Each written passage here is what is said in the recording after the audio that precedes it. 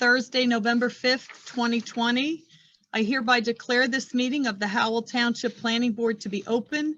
Adequate notice having been given pursuant to the New Jersey Open Public Meeting Act in the following manner. First, on January 27th, 2020, a copy of said notice was mailed to the Asbury Park Press and the Tri-Town News. Second, on January 27th, 2020, a copy of said notice was hand-delivered to the clerk of the Township of Howell. Third, on January 27th, 2020, said notice was posted in the office of the Planning Board and on the bulletin board in the Howell Township Municipal Building, 4567 Route 9, Howell Township, New Jersey. On October 2nd, 2020, a notice was sent to both the Asbury Park Press and the Star Ledger that this meeting would be held remotely on Zoom using communication equipment due to COVID-19 restrictions. Please note that this meeting is being videotaped for possible future broadcast on Howell Township TV 77. And for members of the public, just to let you know, we shall keep you muted until the chairman opens the hearing up for members of the public to ask questions or comment on an application. And as each application is called, we will bring the attorney into the meeting and he can tell us what members or professionals he has that have to be brought into the meeting. Thank you. Thank you. Roll call, please. Give me 1 second. I just want to make sure I didn't miss someone. I didn't. Okay. Mr. Bozovic, I have not heard from. Mr. Dorado, I have not heard from. Mr. Husser? Here. Chief Kudrick has been excused. Mr. Leggio? You're muted.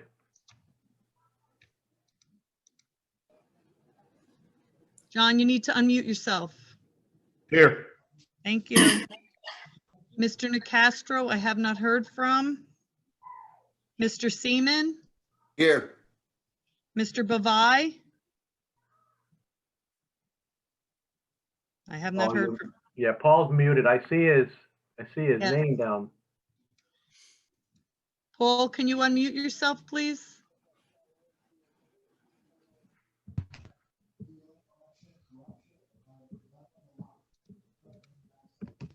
I can't get Paul to unmute himself. Can you unmute him as the administrator? I cannot. We can't count him as present if he can't answer. Mr. Everett? Here. Deputy Mayor O'Donnell? Here. And Chairman Tannenhouse? Here. Can you have hear a me? call. Who was that? Yes, Paul. Paul Dorado. Paul Dorado. Okay, I'm sorry. We thought you were Paul Bavai. Oh, Paul Dorado is now present. You still have a quorum. Thank you. Thank you. Okay, Pledge of Allegiance, please. If we could all rise for the Pledge of Allegiance and a moment of silence for all of our first responders and those serving both here and abroad.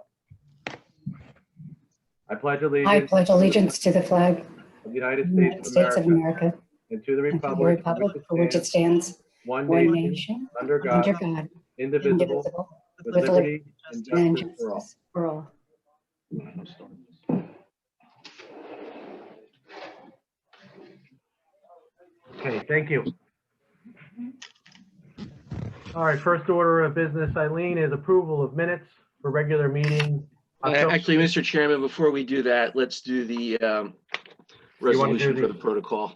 Protocol, Because okay. we're required to do this prior to conducting any real business at meetings now under the new law. Okay. Do we have to sounds do fine. this at every meeting or once we adopt? No, it? we just adopted tonight. Thank you. So basically, just to give the background to everybody, the Open Public Meetings Act was amended probably a month or so ago, and in that amendment, it specifically permitted the conduct of virtual meetings. What it also did was allowed for the director of local government services to put together a protocol for the meeting if the director so desired. The director did so desire and put together emergency protocol, which has been attached. It's temporary because the rules have been submitted for permanent adoption. They were recently published in the New Jersey Register, but these emergency regulations became applicable immediately.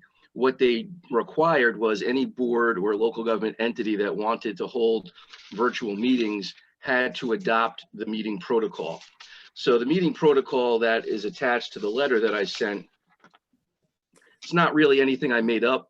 It all comes out of the regulations that were adopted by the director. There may be some change once they go through the public comment process, but these are the regulations as they exist now.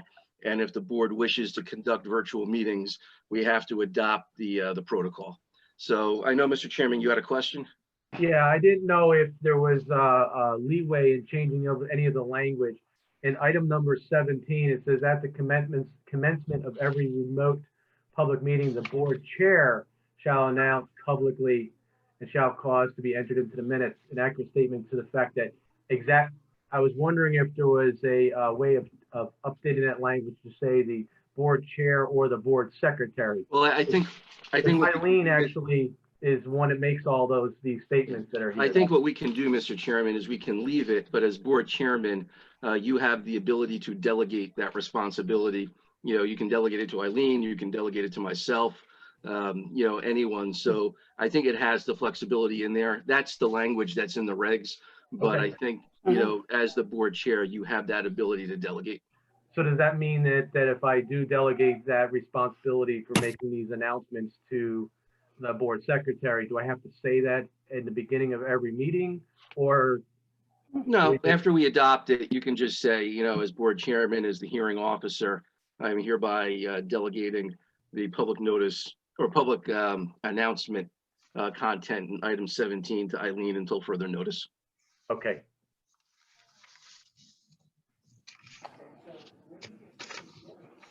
Are there any other questions? That's all I had. Does anybody else on the board have questions? Like I said, it pretty much just comes verbatim out of the regs. You know, I looked at it to see whether there was some wiggle room, but this is the stuff we have to do. Like I said, it could change in the near future, but we got to adopt it if we want to hold these meetings.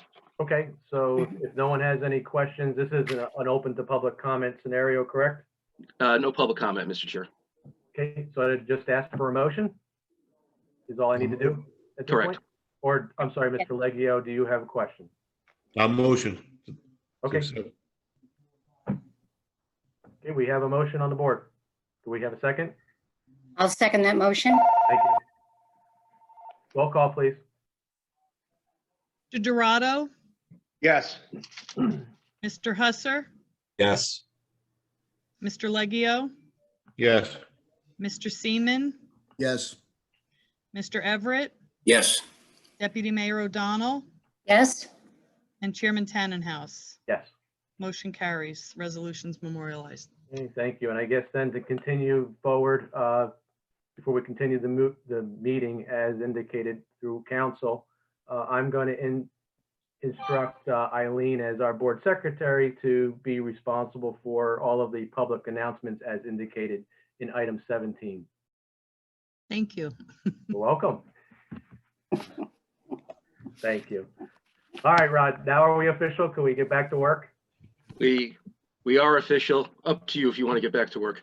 Okay, I'd like to go back to dinner. All right, approval of minutes. Brian, we lost you.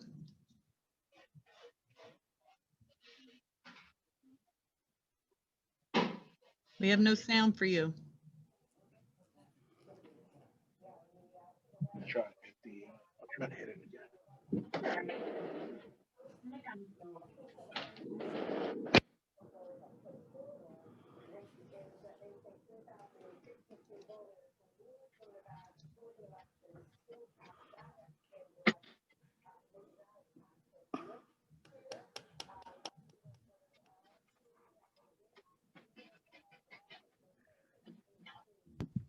Can anybody else hear, Brian? No, let's just give it a few moments and see if Brian can sort of re-engage the system.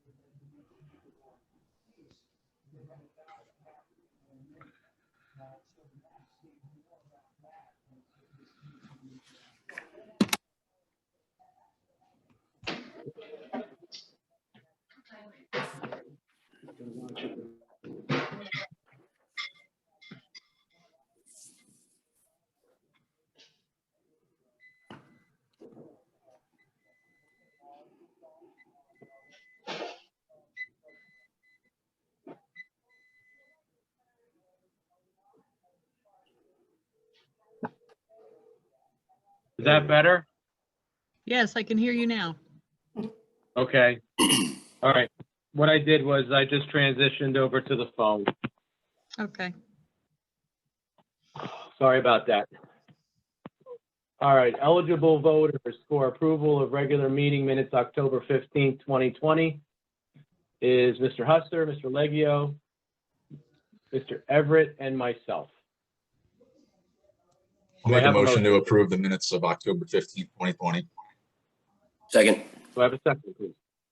I have a motion by Mr. Husser and a second by Mr. Everett.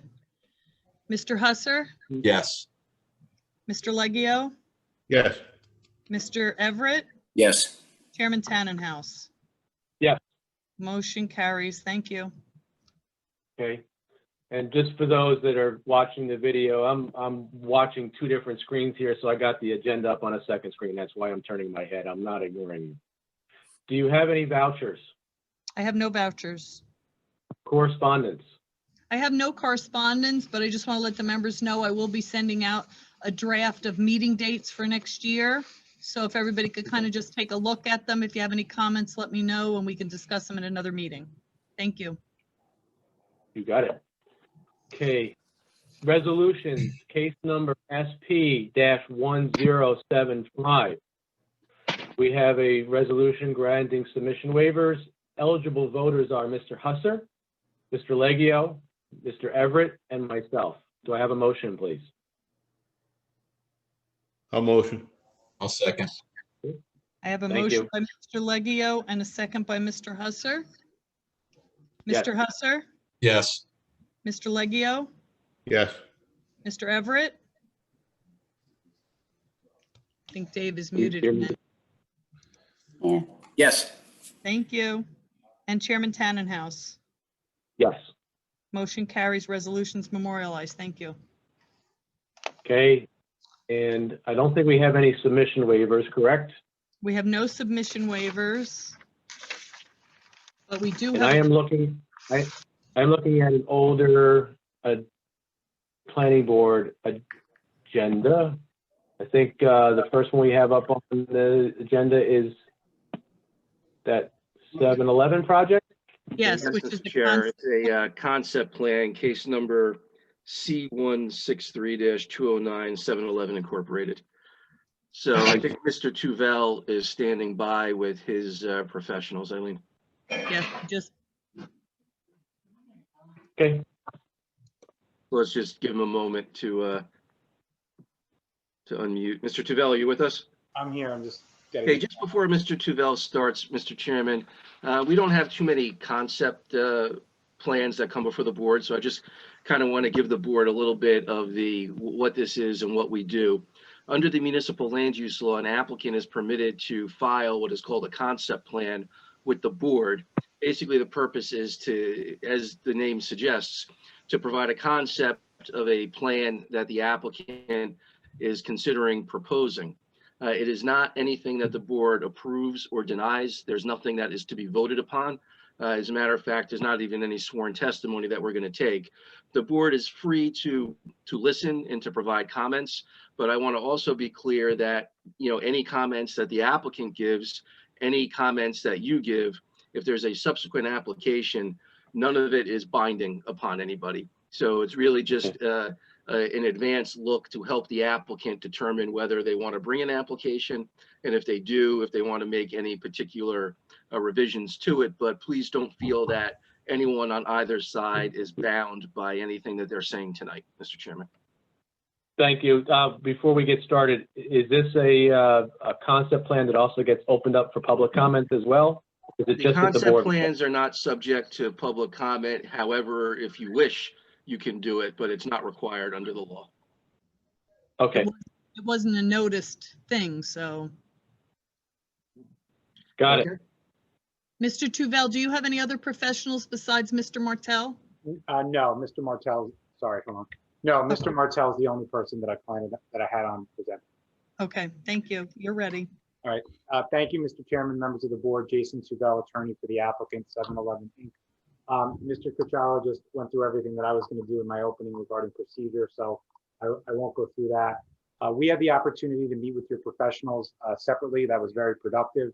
And what we'd like to do here is present a concept plan for a property located at 639 Route 9. It's an existing Exxon station with convenience store. The 7-Eleven located about, I would say, a fourth of a mile away, or maybe a little bit longer, on Casino Drive. That intersection on Route 9 is proposed to be relocated here. So what we'd like to do is get feedback from the board on the current design. This is a permitted use, a permitted conditional use. We've met with the DOT already regarding access, and they've conceptually approved the access. In terms of, variance relief that we're seeking at this point, just based on the concept being that it hasn't been fully engineered, but in terms of setbacks, coverage, building height, we plan on being compliant with the ordinance with all those items. The signage has not been designed yet, so we'll probably show that at a separate time if we file an application. The proposal is for a 3,000 square foot convenience store, just under 3,000 square feet, with 6 fuel pumps or 6 MPDs. I know everybody's familiar with 7-Eleven, but just to reiterate some things, the store will have 2 employees on every shift. There will also be 1 or 2 gas attendants there. They get 1 WB50 delivery per week with regard to store deliveries.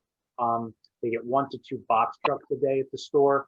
And the fuel, obviously they get fuel as needed, as I'm sure you've heard on other gas station applications, but it's approximately 5 times per week based on the demand. Garbage pickup is once or twice per week, typically twice.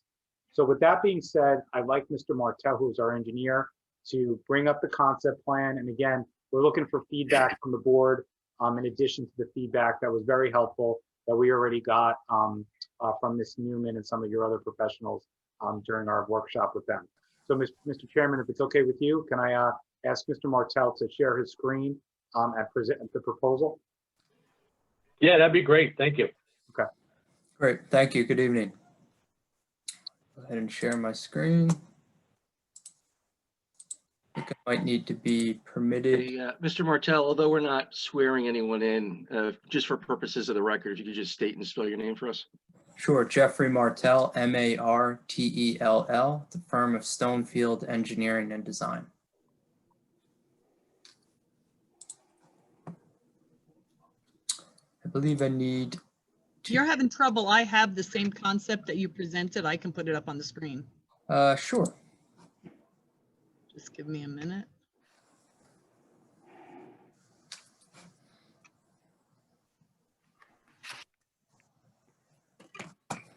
Great, thank you. You're welcome. So as Mr. Tuvell stated, the proposal is to redevelop the property for a 7-Eleven convenience store with fuel sales. It's currently an Exxon gas station at the property. It is a 6-pump facility. It also has a prefab little convenience store under the canopy as well. It has a right in, right out on Route 9.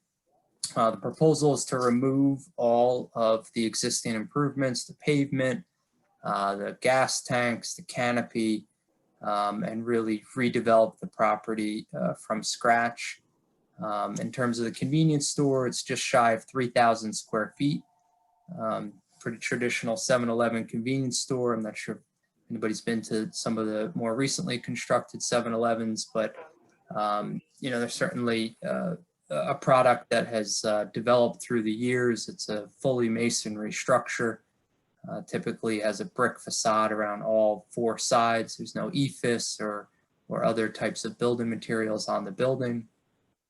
In terms of the fuel sales, they would reconstruct a new canopy, would also have 6 pumps, 3x2 configuration, 2 new gas tanks to service that, as well as 34 parking spaces. As Jason mentioned, we do believe it's a permitted application or permitted use. It's a conditional use within the zone. All of the conditions have been met. We do think we're substantially conforming with the zoning requirements as well. There may be some variances required when we go into full site plan, but I think all the heavy hitting bulk requirements are met. As Jason indicated, we were able to meet with the board professionals earlier this week. Did hear some concerns relative to buffering to the residents and how the buffer requirement in the zoning would fall onto the property. It might touch the property. We do think it's generally surrounded by commercial on all sides, but you can see on the bottom right-hand portion of the page, there are some of the residential homes associated with the villages. So we're mindful of that. We have a conceptual landscaping shown on the concept, but we certainly understand that we'd be looking to mitigate the view and any potential impacts relative to the village's residential complex behind us. We also understand the township would be looking for some architectural treatments relative to the building. As I said, 7-Eleven brand has evolved through the years. It would certainly be an all masonry building, but from township to township or municipality to municipality, 7-Eleven does adjust its elevations, and we would certainly be mindful of that moving forward and look to put forth a good product. We would be introducing access on Strickland Road as well as Wyckoff Mills Road. We understand buffering and sensitivity to Wyckoff Mills would certainly be an item the board would closely look at. And again, we'd be ready to present that and hopefully convince the board of why those driveways make sense for the application. So with that said, I'll take a pause. Can certainly answer any questions or go into any more detail on any particular parameters. What's the current state of the environmental on this property? Any known soil contamination, groundwater contamination, etc.? Yeah, limited. There was a phase 1 and phase 2 environmental site assessment that was recently performed. There's nothing extreme. There's no active remediation that would essentially have to take place, or long-term remediation, I should say, in terms of the property. When the tanks are removed and the current operator and ownership of all the existing facilities are removed, any impacted soil, etc., would also be removed with that. I am not aware of a groundwater issue, but I can certainly take a second look at that phase 2 and make sure.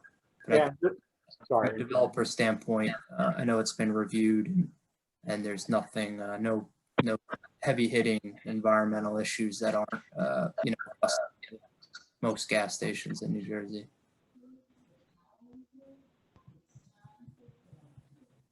We'd be happy to share, any of the reports that have been prepared. Nick, that satisfies what the Environmental Commission would most likely be asking? You're muted. Yeah, I mean, it would just be your typical, we'd love to see the phase 1, phase 2. If there's any LSRP documents associated with past remediation, future plans of tanks are getting pulled, and certainly like to take a look at that just to do sense. Yeah, that's fine. And they wouldn't take the site unless all those things were remediated pursuant to applicable laws. And they do an extensive review, 7-Eleven as a corporate entity themselves on that. So we're happy to share that. That's fine. Yeah, and this was just dated October 9th, 2020. So everything we'd be sharing is, very current. Okay. I have a question for Ms. Newman.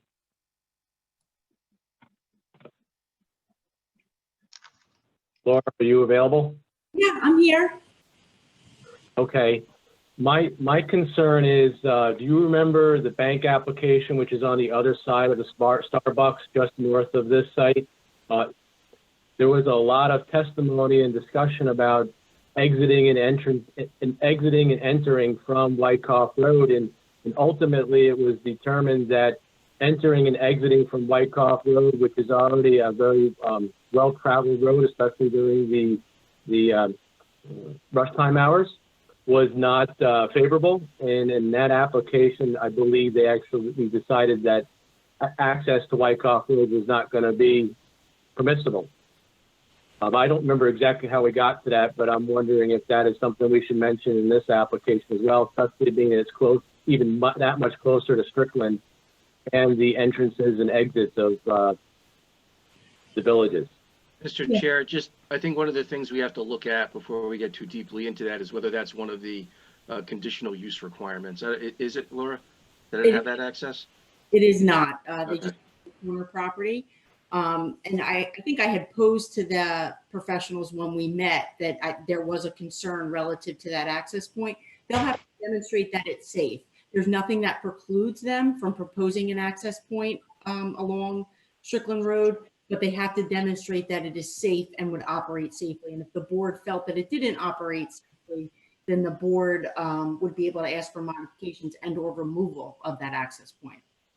Yeah, and Mr. Chairman, as I'm sure that is the case with most commercial projects, we'll submit a full traffic report, as Laura was indicating, for the board's review and the board's professional review, and have a traffic engineer prepared to testify regarding access and circulation to the entire property. But, this is a pass-by use. It'll be mainly from existing traffic on the roadway, but we'll submit all that data for your evaluation. Yeah, and since the Gill Petroleum project has been on the boards for a while now, does that traffic report have to take into consideration anything that may change when that project comes to fruition, if it happens to? Is that something that we should be looking at? What we typically do as a team, and I've worked with Stonefield on many of these, we'll always ask the board professionals or the board secretary whether there's been any approvals recently that haven't been built or any application in the works, and include that traffic in the background traffic so that when we analyze the build condition accounts for the possibility of these other projects, so that all the traffic can be accounted for, so that when your professionals review it, those type of things don't come up. So we're happy. Yeah, and we certainly, and that's going to be, one of the primary points of this application. And I think what's somewhat unique about this particular land use is that it's, anywhere between 80 to 90% pass-by traffic. So when you have, even the Starbucks next door or other types of land uses, a majority of the commercial land uses are destination oriented, where you set out to go there. With 7-Eleven, and especially in peak rush hours, there's a lot of offerings in the marketplace these days, and it's not something that people are really going to go out of their way for in rush hours. So, the larger traffic is already on the road. It's already where it, already on the roads, and it's just coming in and out of the 7-Eleven. And what we found is, especially with these pass-by type uses, if you, overly limit their access, then people start to make circuitous movements and do other things that, aren't as desirable. So we do think, as much as the villages will have concern with it, the residents there, we certainly recognize that, but we also think it's going to be an asset to the community as well, for those people to be able to access the 7-Eleven, get in and out potentially without going on Route 9, or getting in and then maybe getting on Route 9 on their way to work. So we'll be prepared to address all that. Yeah, and not to belabor the point, but we're also, this is an existing station with a C-store, and we're relocating the 7-Eleven from down the road to this spot. So it's we're not introducing something necessarily new to the area, although I understand the fact that the driveway on Wyckoff Mills would be new.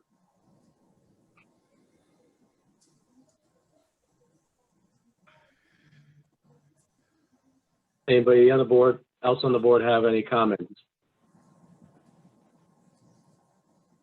Yeah, Yeah, and again, our goal is for as many comments as possible so that when we do submit, we can have them addressed, beforehand and evaluated.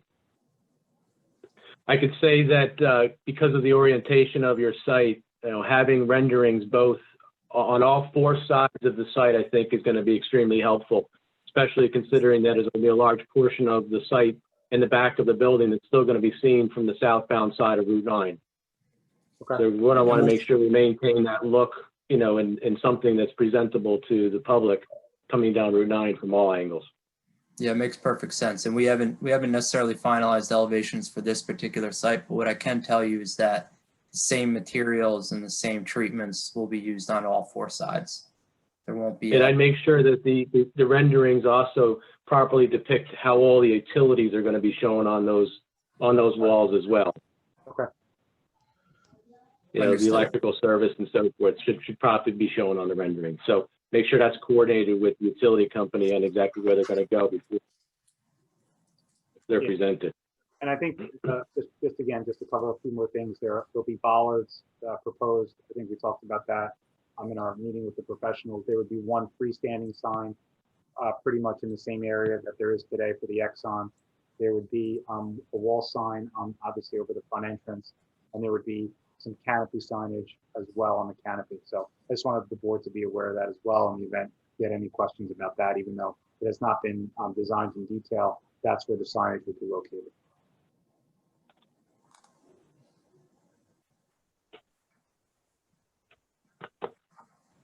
Okay, thank you. One last call. Anybody else on the board have comment? Anything from our professionals? Peter, it looked like you got something you want to say, but you're muted. No, I'm sorry. Nothing at this time. I'm good. We covered actually the questions I had, and Laura had attended the meeting earlier, so I'm covered. Thank you, though. Okay, great. Thank you. Okay. Okay, Mr. Cucchiaro, what's the procedures at this point? Well, We just say thank you. Yeah, exactly. And they get to go home. They'll take into account the comments. If they decide to move forward, they'll put a plan together and it'll be filed like any other site plan. Very good. All right. Thanks, everybody. Look forward to seeing you. Thank you all. Have a good night. Bye. Have a good day. Okay. First case up for the night is case number SP-1077, Hurley Felds, LLC, minor site plan. Give me 1 second.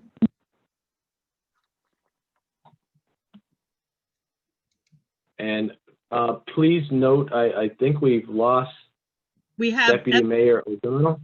yes, she lost So Wi-Fi, trying to reconnect. do we still have a quorum? You do. You But still if have, you want, Mr. Chairman, though, if you want her to be eligible to vote, I would give her a couple minutes, see if she can get back on. Otherwise, she will not be able to vote. Okay. in the meantime, Mr. Pape, do you have any witnesses? I can get them and bring them into the meeting? Yes, we have Michael Wesolowski, who's our engineer, Allison Coffin, our planner, and Aaron Klein may be on the line as well. Okay.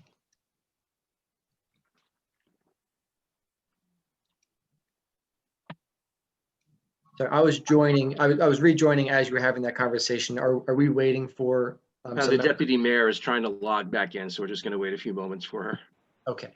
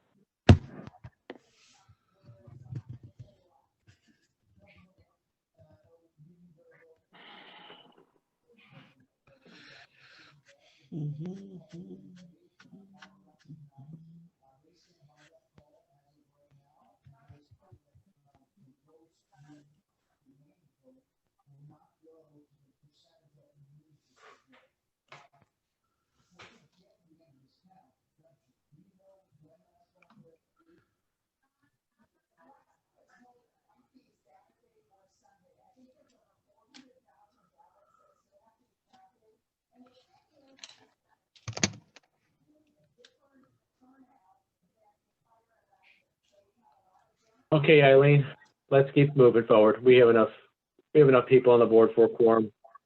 Go ahead. Okay. Good evening, members of the board and board professionals. My name is Jared Pape.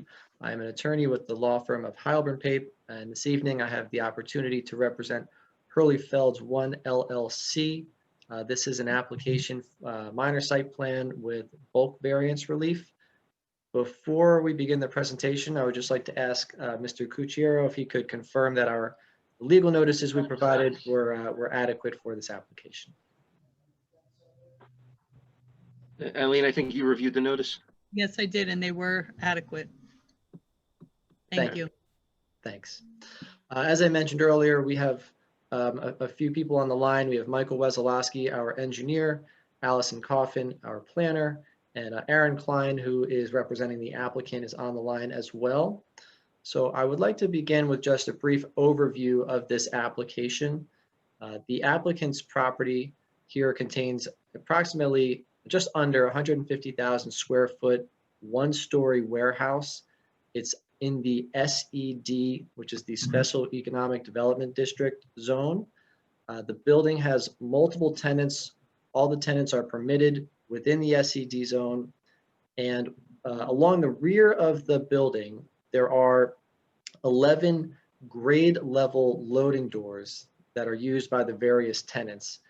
And currently, the loading, with the exception of one door, there are no outdoor coverings and they're not protected from the elements.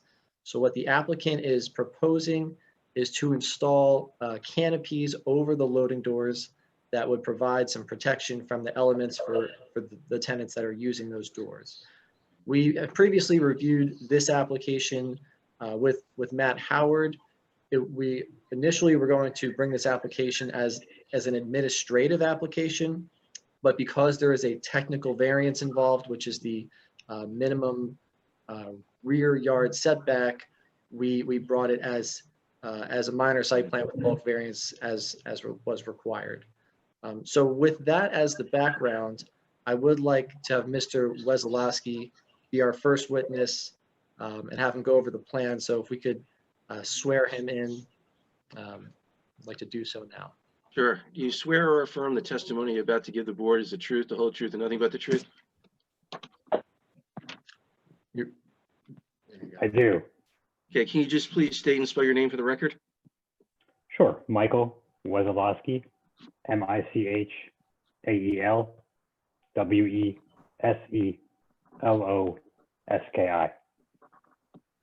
Okay, Mr. Pape, if you could just qualify Mr. Wesolowski. Sure. Mr. Wesolowski, if you could please just share with the board your professional credentials. Sure. I am a project manager with Mid-Atlantic Engineering, who is a full-service surveying and engineering firm. I've been with the company for a little about 6.5 years. I hold my professional engineer's license in the state of New Jersey. I've been practicing civil engineering for approximately 15 years. Okay, we'll accept your credentials. Thank you, Mr. Wesolowski. Thank you. Thank you. Now, I know we have some exhibits we'd like to bring up.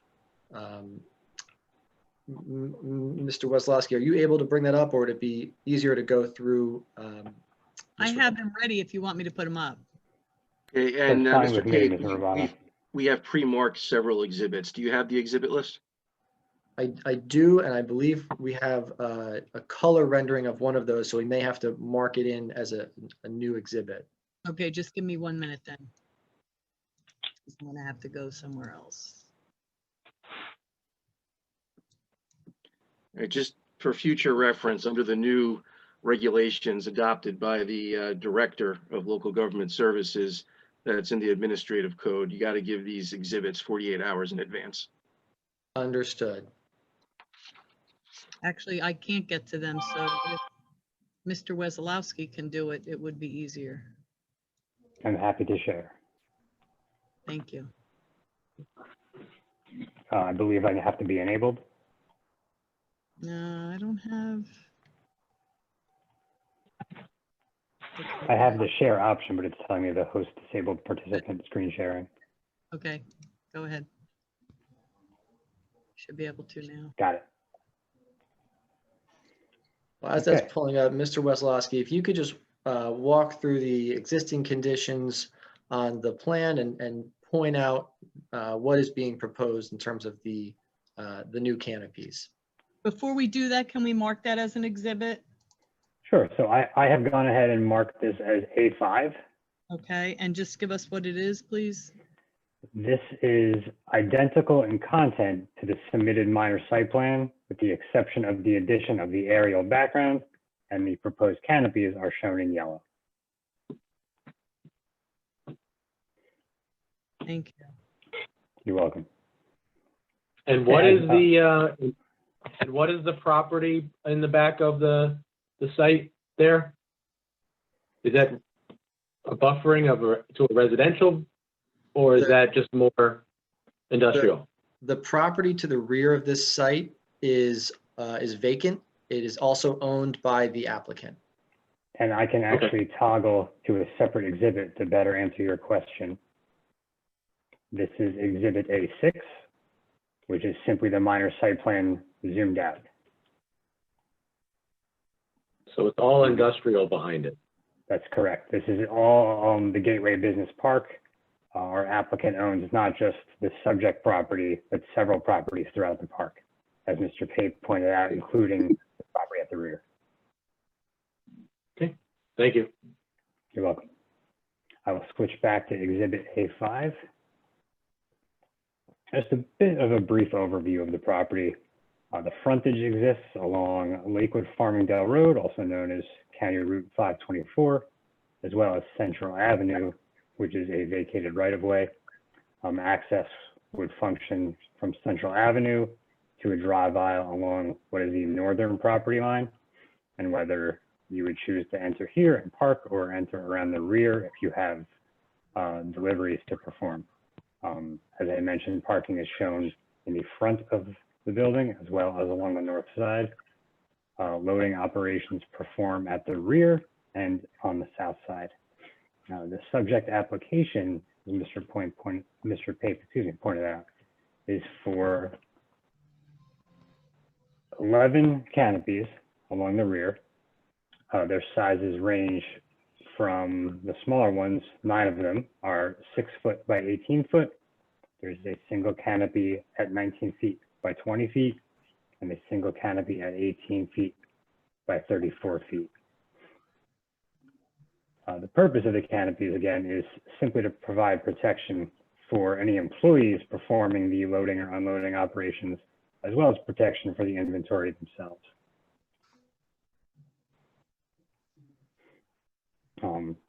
That concludes my rather brief testimony, unless there are any questions or if Mr. Pape has anything further. Mr. Wessolowski, just a couple things.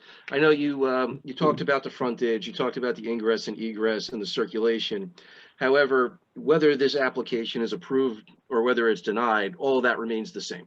You know, it's an existing site, those trucks are coming in, those trucks are leaving, they're circulating, and they're coming up to those exact loading areas. The only thing that's changing is that there would be a canopy at the loading area, but make no mistake about it, in the absence of an approval tonight, the same amount of trucks are coming in, the same amount of trucks are leaving, and they're coming in and circulating in the exact same way. That is 100% accurate. Thank you. Okay. Correct. The only proposed change is the addition of the canopy, or the canopies. So that is Mr. Wessolowski's presentation. He is available to the board for any questions at this time. If there are no questions, I would ask we go to Ms. Coffin, our planner, but I'll pause now to see if there are any questions for Mr. Wessolowski. I have none. Anybody else on the board? No. Okay. All right, Mr. Pape. Well, with that, our next witness is Allison Coffin. She is our professional planner who is prepared to give testimony in support of the variances that we're requesting this evening. So if we could, I would like to have her sworn in. Okay, do you swear or affirm the testimony you're about to give this board is the truth, the whole truth, and nothing but the truth? Yes, I do. Please state and spell your name for the record. Allison Coffin, C-O-F-F-I-N. Okay, Mr. Pape, if you can qualify Ms. Coffin. Ms. Coffin, could you please share your credentials with the board, please? Sure. I have a bachelor's degree from Boston College. I have a state planning license, a professional planning license from the state of New Jersey. I'm also certified by the American Institute of Certified Planners. I've had that license and certification for 17 years now. In that time, I've been accepted as an expert throughout the state in about 90 communities, primarily Monmouth, Ocean, and Middlesex counties. I have appeared in Howell many, many times, but mainly in front of your zoning board. Okay, Ms. Coffin, we'll accept your credentials. Thank you. Thank you. Thank you. So, Ms. Coffin, it's been noted that the proposed canopies are going to create a rear or exacerbate an existing rear yard setback. So if you could, in a narrative fashion, provide planning testimony for the variances being requested this evening. Sure. The variance that the applicant's requesting is a bulk or C variance, and there are two tests for this type of variance within the municipal land use law. The first is commonly known as a hardship variance, and it's appropriate when a lot's unique shape or topographic conditions or results of pre-existing structures creates a situation where the strict application of the ordinance would result in undue hardship. The second standard is the C2 standard, and it's justified when the purposes of the municipal land use law are advanced by the deviation of the ordinance requirements, and the benefits of the deviation substantially outweigh any detriments. It's my opinion that the requested variances can be granted. The proposed variance advances the purposes of the municipal land use law with regard to purpose A, promoting public health, safety, morals, and general welfare. Purpose B, securing safety from fire, flood, panic, and other natural and man-made disasters. And purpose G, providing space in an appropriate location for industrial uses. The benefits of the variance include providing shelter from the elements at the loading spaces at the rear of the building for the employees on the site. There's no detriment to the variance that's proposed. The only physical change to the site is the addition of a canopy that covers the loading zones at the rear of the building. It is not possible, so there's a degree of hardship. It's not possible to provide these canopies at a conforming setback as the existing structure is at a non-conforming setback. These structures are not visible to the public. They're only visible from the adjacent lot, which is an industrial property also owned by the applicant. They don't obstruct on-site circulation. The driveway at the rear of the building extends beyond the property line onto the adjacent lot owned by the same applicant, and cross-access easements could be provided to ensure that this access remains adequate. As there's no detriment associated with the variances, the benefits substantially outweigh the detriment. And the last test for a variance is whether or not it would impair the intent and purpose of the master plan or the zoning ordinance. The use in this property is permitted and appropriate. The intensity of the use is permitted and appropriate, and it's not being increased. And the new canopies have no impact on the public. So it's my opinion that the variance request does not impair the intent and purpose of the master plan and zoning ordinance. And for those reasons, it's my opinion that the special reasons or the positive reasons exist for the granting of the requested variances, that they can be granted without detriment to the health, safety, and general welfare of the public, and that they do not impair the intent and purpose of your master plan and zoning ordinance. Thank you, Ms. Coffin. Thank you. Mr. Chair, that is our direct presentation. If there are any questions, we are happy to address those at this time.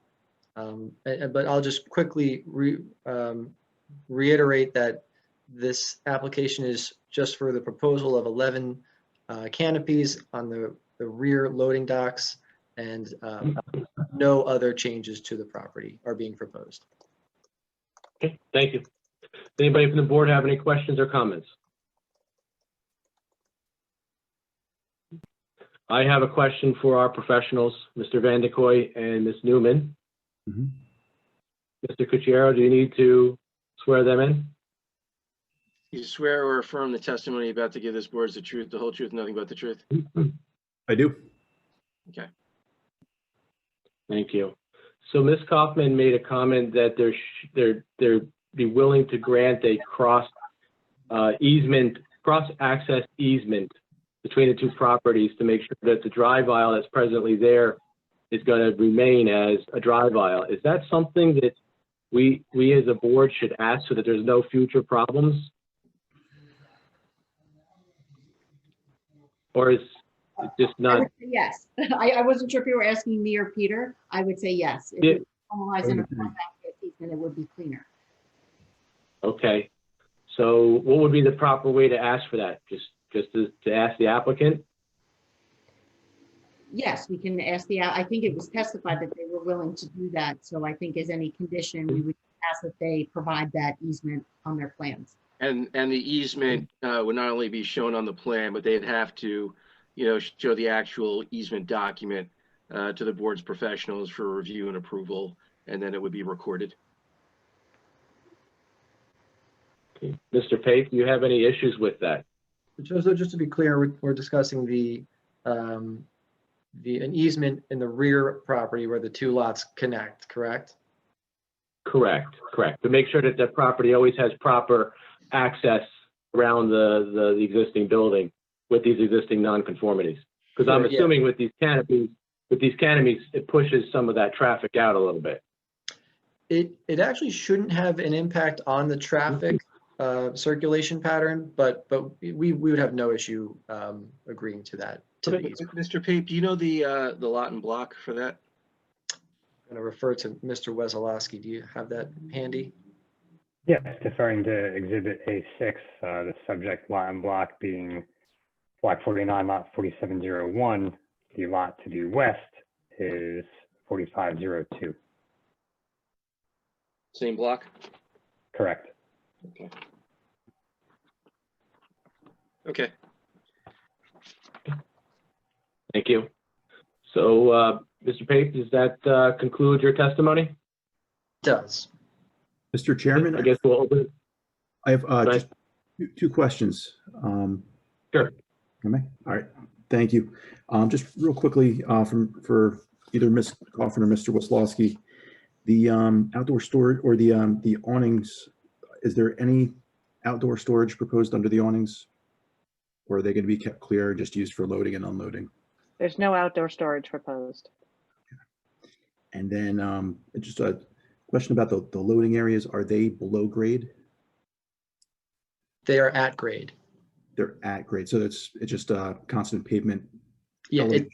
correct. Yeah. Okay. All right. That's all I have. Okay, thank you. Thank you.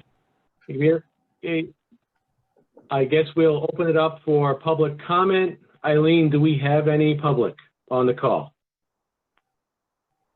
I guess we shall see. Give me a minute. If there's Initially- anyone from the public wishing to speak, ask questions or comment on this application, please raise your hand so I can move you into the meeting. And Eileen, just for purposes of the record, just announce how they raise their hand again.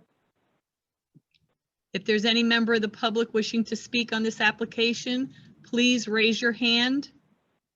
No, I'm saying, how do they do it on Zoom? Do they press something? Yes. All right, we just need, under the new regs, we just need to tell them what they have to press. I'm not a guest, so I don't know. I believe there's a raise your hand feature. That's what they. Yeah, I mean, I've been on a couple of Zoom calls over the last couple of months, and typically if you move your mouse towards the bottom of the screen that's showing all of the faces of everyone, there's a couple of dialog boxes that pop up. One that's got a telephone symbol, it says mute. One that says stop video. Another one that says hand and participants and share screen. There should be a hand symbol there as a public participant. Eileen, in the future, it may be worth IT creating some type of PDF document as to what the screens actually look like for the public and indicate, maybe with some notation exactly what each one of the functions provides. That way, when we get to this public comment, we can just share our screen. Okay. And everybody can have it up there so they can see what buttons they need to press. Okay. In the absence of that, I can move everyone else that's on the Zoom call in, and if they have questions, they can ask them. Yes, let's please do that. Unmute everybody. I'm pretty sure they are all for the next application, but we will move them in. Yeah, there's also another way of getting to the raised hand. If you actually click on the participants button on the bottom of the participants dialog box, there's an invite, mute me, and a raise hand feature.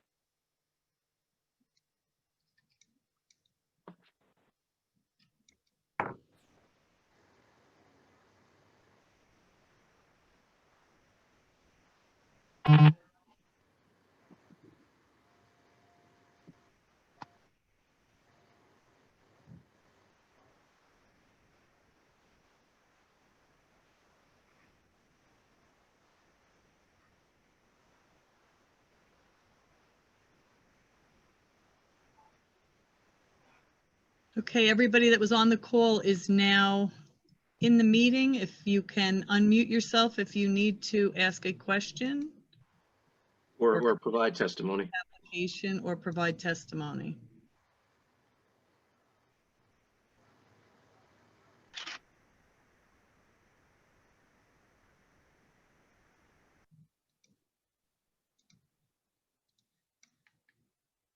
Okay, one last chance, everybody.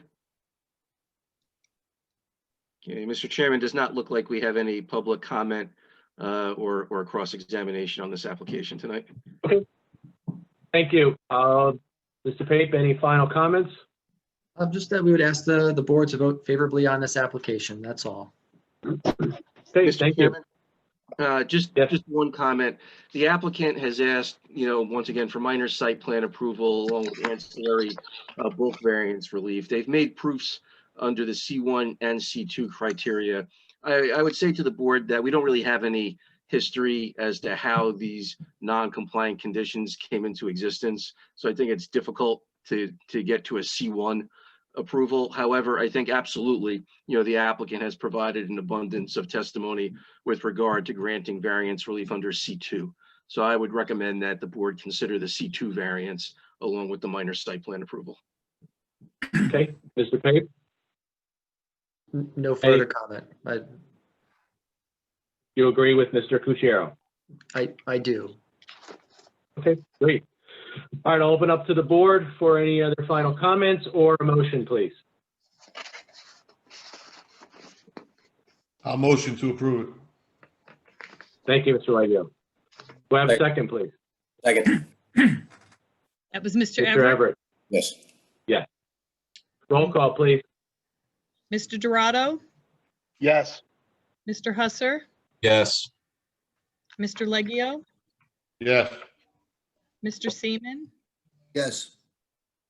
Mr. Everett, Yes. and Chairman Tannenhouse. Yes. Motion carries. Thank you to all and have a good evening. Thank you. You too as well. Thank you.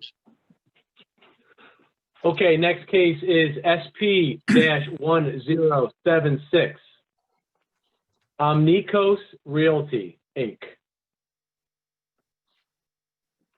Who do we have for counsel? It's Mr. Good evening, Howell. Mr. Chairman. Vince Halloran from Freehold on behalf of the applicant. Vince, can you say your last name again, please? Halloran, Halleran. Thank you, Mr. Halloran. Okay.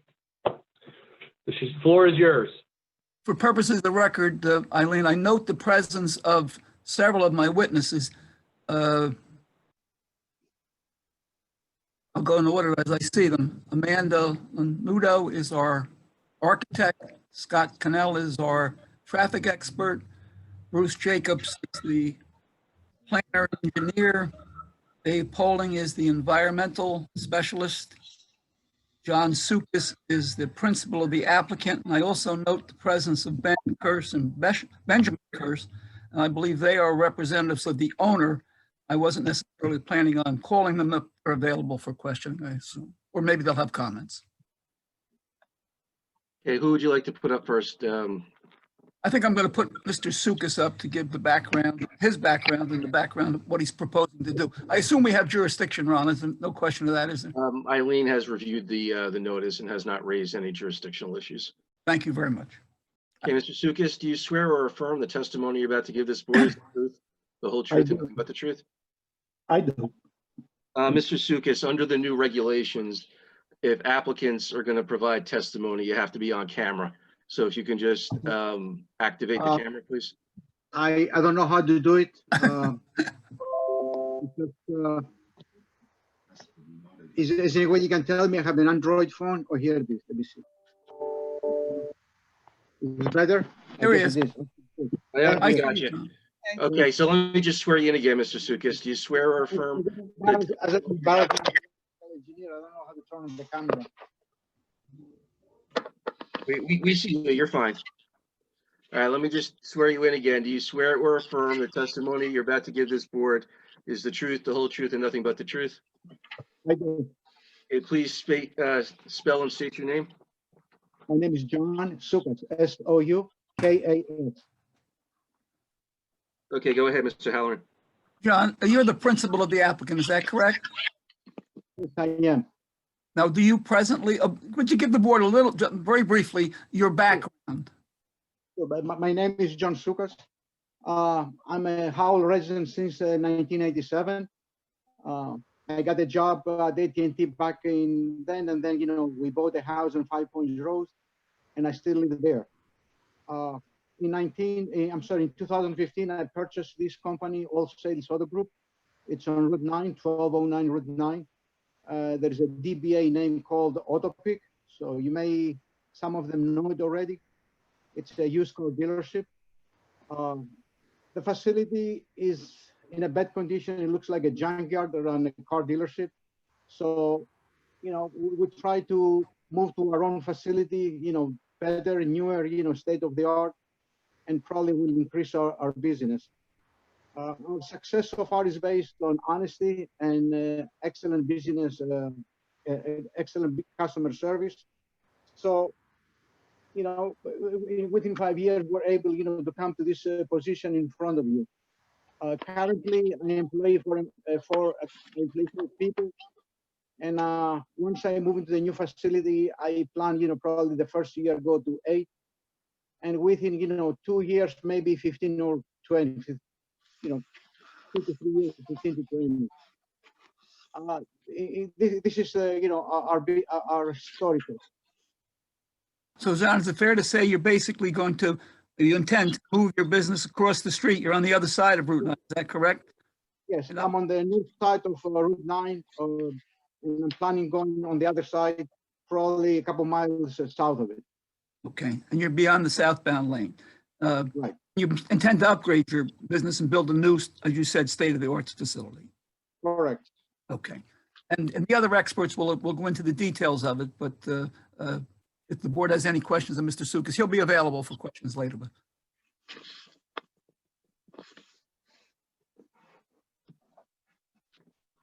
Okay, who do you have next, Mr. Halloran? Next, I would call, where is he? Bruce Jacobs, the engineer and planner. Okay, Mr. Jacobs, do you swear or affirm the testimony you're about to give this board is the truth, the whole truth, and nothing but the truth? Yes, I do. Please state and spell your name for the record. Bruce Jacobs, Jacobs. Okay, Mr. Halloran, can you qualify Mr. Jacobs? Yes, Bruce, would you briefly set forth your qualifications and background for the board?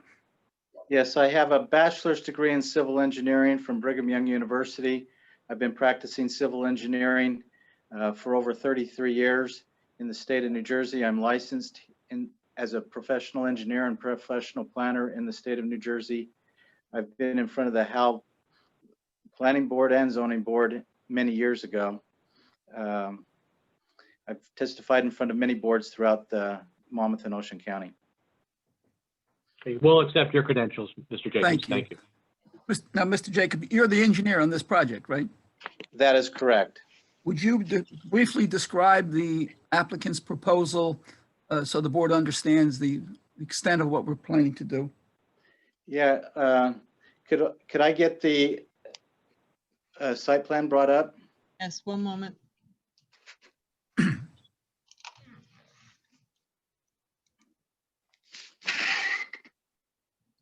Might be beneficial on page 6 of it.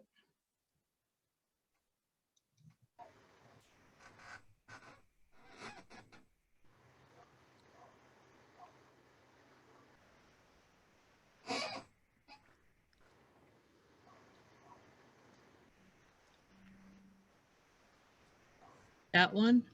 That one would work. The property is located in the HD1 zone district. It's approximately 12.8 acres. It's located approximately 1,000 feet south of West Farms Road. West fork of the Turtle Brook traverses on the westerlymost property line.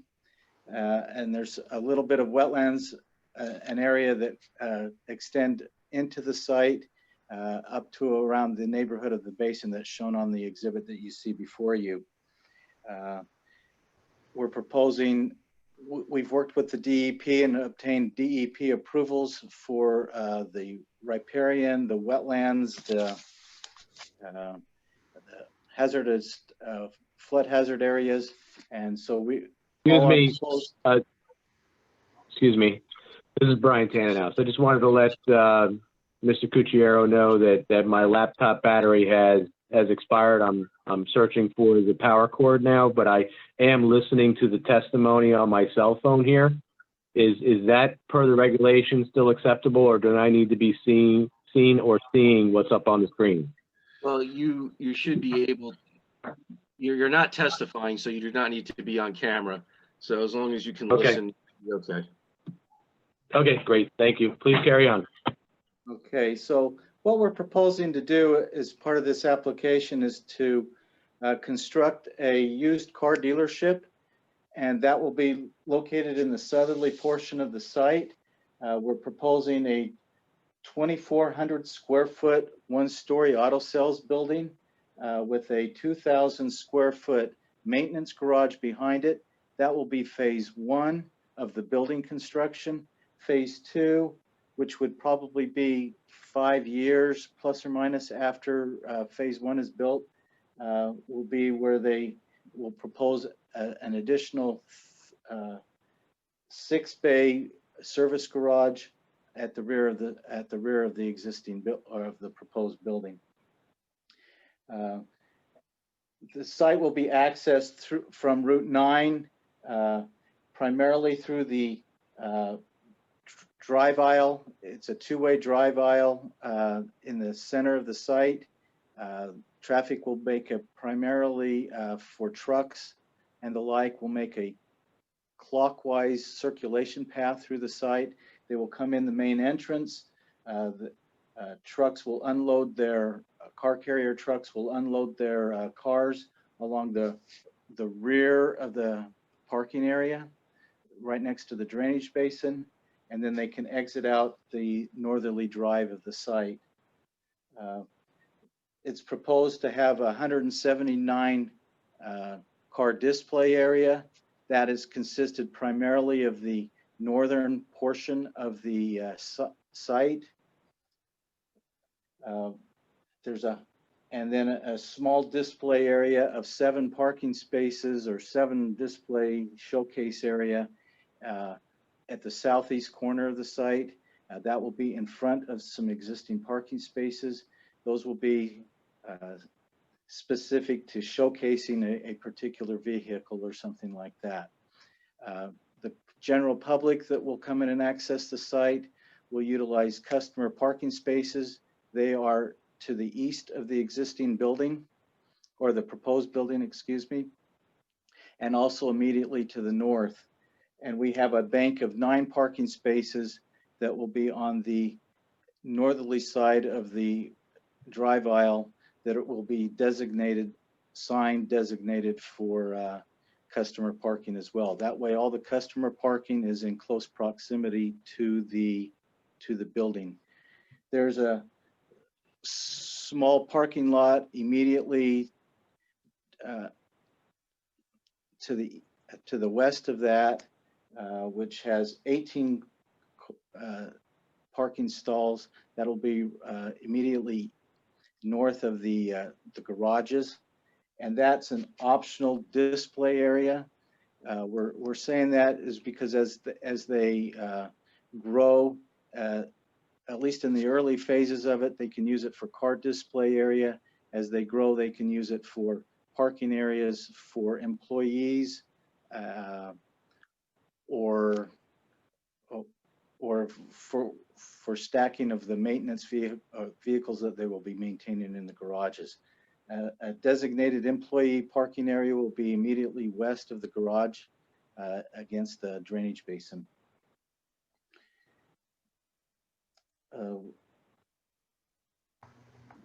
For trash and the likes, there's a proposed dumpster immediately to the north of the employee parking area.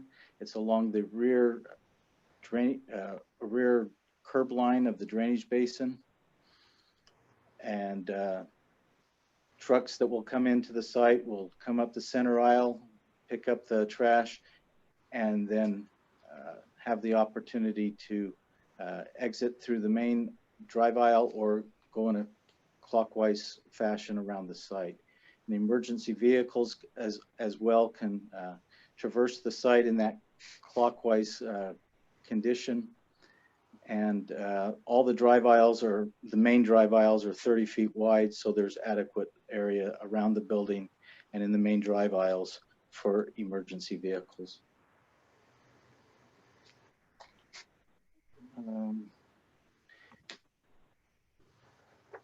One of the things that we're proposing on the site, and the environmentalists will get more into it, but we're proposing a drainage basin immediately to the rear of the parking area, and that will handle the required storm events.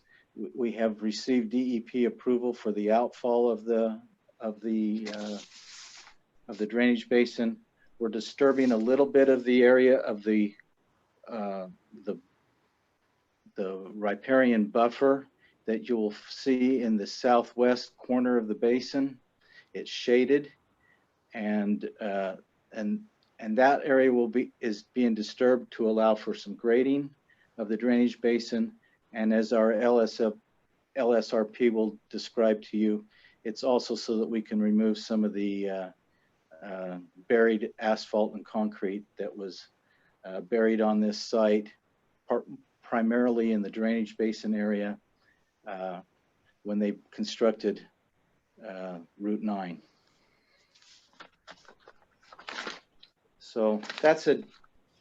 Bruce, you've worked on this project for some period of time, right? Yes, we have. And you've met with the board's professionals at least 2 occasions that I'm aware of. Is that accurate? At least once that I remember meeting with them. Well, once I wasn't there, and once I was. Oh, yes, I take that back. Yes, twice. Yes, twice. Yeah, it was a while ago. And there are a couple of reports that have been submitted by CME Associates, the planner and the engineer. In a general sense, do you have any issue with any of the recommendations or comments in the report, or anything you want to address for the board?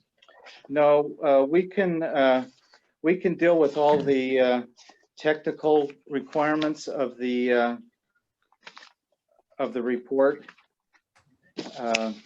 There's a number of design waivers that we need to seek for, and they're listed on page 4 of the engineer's report.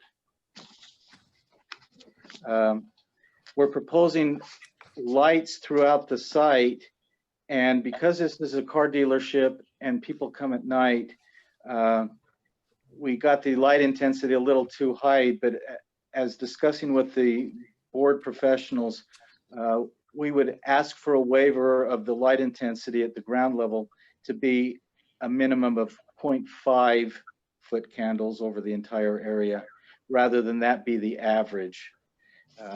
And then that will provide some safety and security to the display area of for the cars. We're also seeking Mr. Jacobs. Yes. Mr. Jacobs, in regards to the lighting, are you familiar with the IES standards or recommendations? The Illumination Engineering Society standards? I'm generally familiar with them. I send my lighting out to a lighting specialist. Okay, it would go a long way if you could provide testimony if you are at least within compliance of the IES standards for a car dealership. we will make sure that we're within those standards.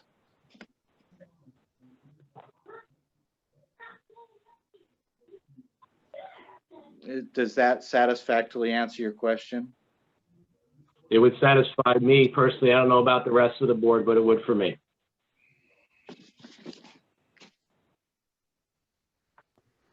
Okay, we'll also seek a waiver on the riparian. I described it briefly, the riparian buffers. The ordinance requires that they remain in a natural state.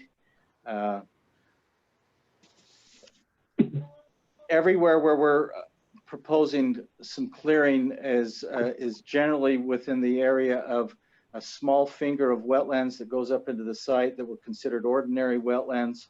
We're filling those areas which is in the center part of the basin, in order to remove all the debris that's in the basin and to create the nice sand bottom of the basin.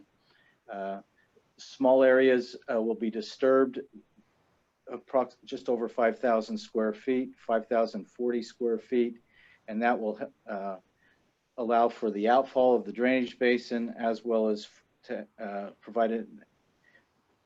allow for some of the cleanup of the area that has buried asphalt and concrete. We're going to seek a waiver. This is item C in the engineer's report, from providing landscaping in the vicinity of the garages. We're providing landscaping all around on the three sides of the proposed sales building, but because of the nature of accessing the garages, we'd ask for relief from providing foundation landscapings at the maintenance garages. Additional with landscaping, if we could go to sheet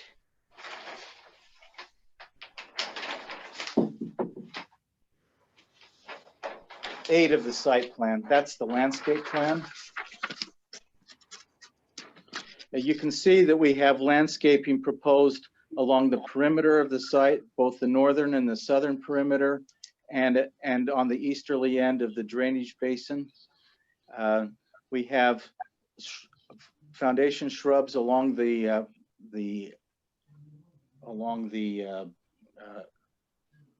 auto building itself, and in the front of the site. What we would agree to do is put shade trees along the front of the site, along the Route 9 corridor, but we would request that the board allow us to plant the required trees that would be in landscaped islands in a normal shopping center parking lot, and allow us to plant them as we've got them depicted on the perimeter of the parking area.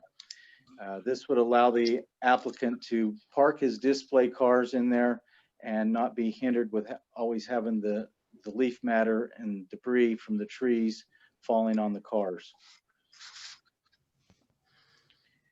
and requiring them to wash their cars more frequently. With regard to the size of the parking spaces, we're seeking a waiver to allow an 18-foot long stall. You will note all the drive aisles, the primary drive aisles, particularly the ones that have the parking for customer parking, they're 18. The aisle itself is 30 feet long or wide, and the ordinance only requires 25. We did that for fire safety and for the WB-50 or the car carrier trucks. So there's adequate area for people to back and maneuver and get out of the stall. So we don't think that there should be any detriment to the town's ordinance if they grant the waiver for an 18-foot deep stall. And you can confirm this with the owner, but generally speaking, the way their operation would have their salespeople bring the cars out in the display area for the customers, so the customers won't be backing out or parking the cars in the stalls. So that would also allow for a good reason for the waiver. I will defer on the waivers of the architectural stuff to the architect, but I would say on the proposed second phase of the building that we would ask for a waiver of the facade length to be 60 feet as opposed to 50 feet. It's in the rear of the site. It's not going to be primarily noticed by the neighbors, and it would facilitate better the workings of the shop and where they place the cars and the equipment.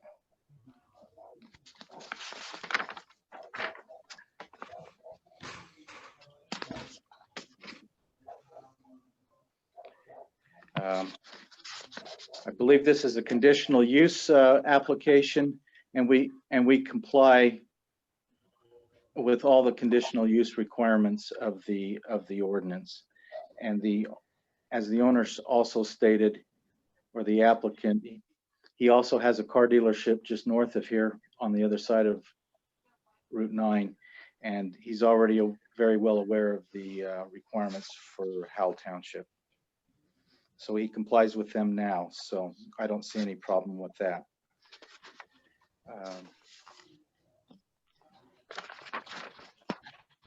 In the planner's letter, I did note that they had mentioned an area by the trash enclosure, that the drive aisle was only 22 feet there.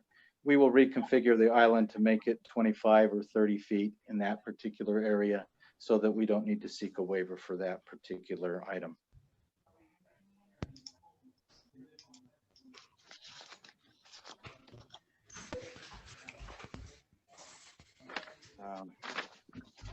Other than that, I don't have any comments unless somebody has questions for me.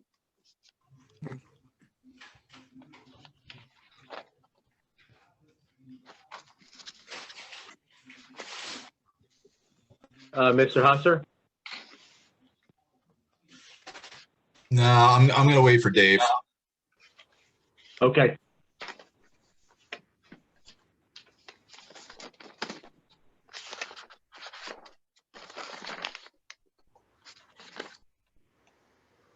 Okay.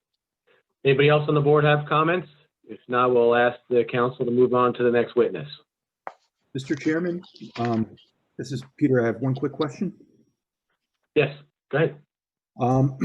So with regard to the car delivery trucks that come in, could you just briefly describe where they would load and unload and how loading operations might occur on the site? Where we're proposing them to load and unload is on the very rear of the site along the drive aisle immediately adjacent to the drainage basin.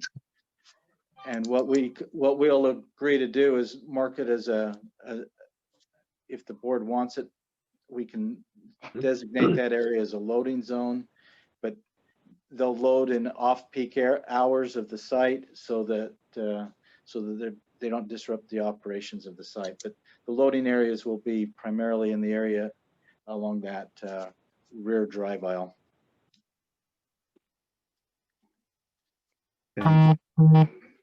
That's all I have at this point.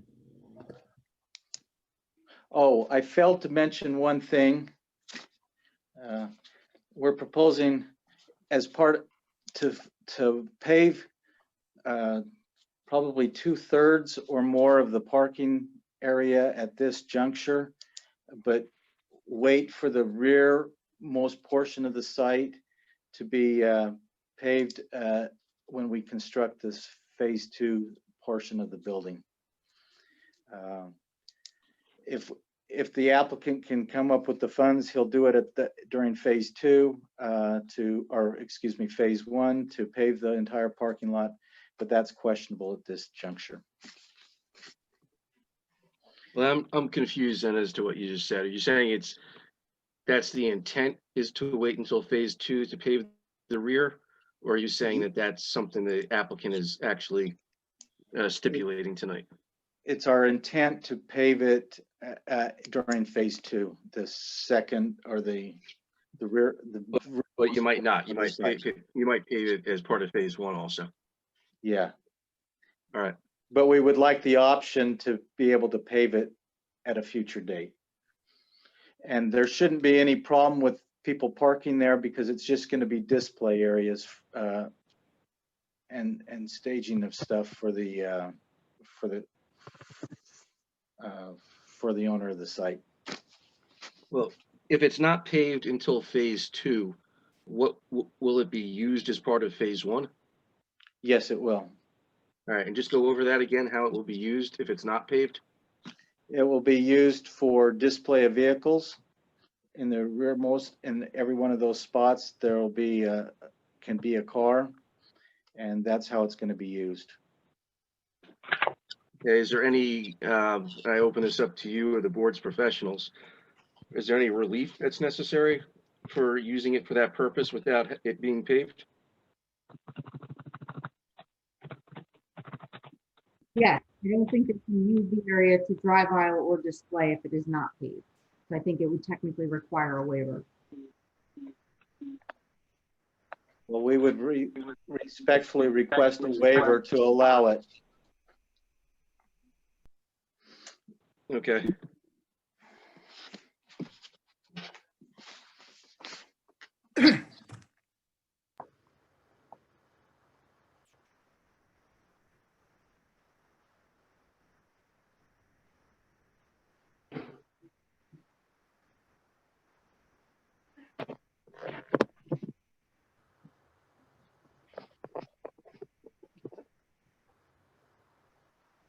Mr. Leggio, did you have a question?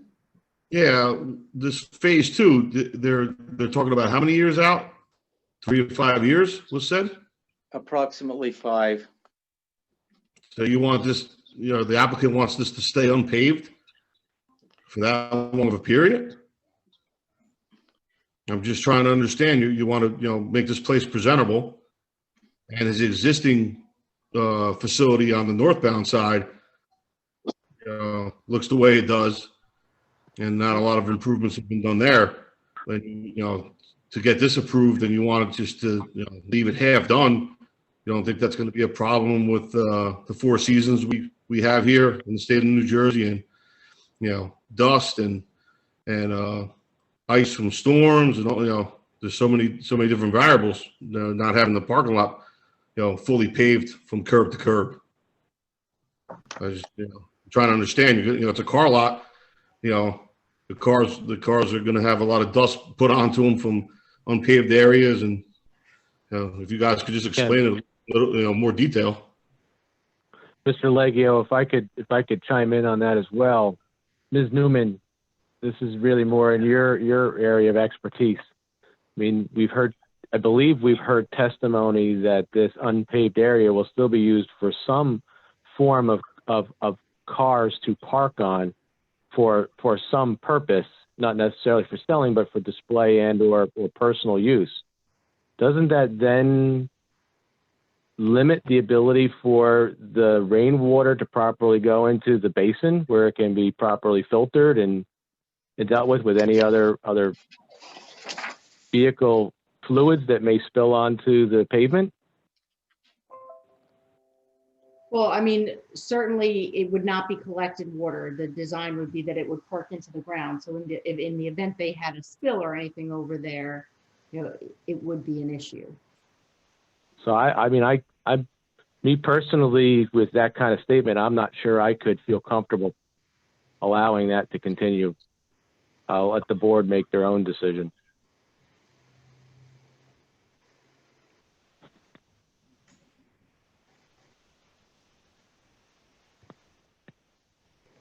And and Eileen?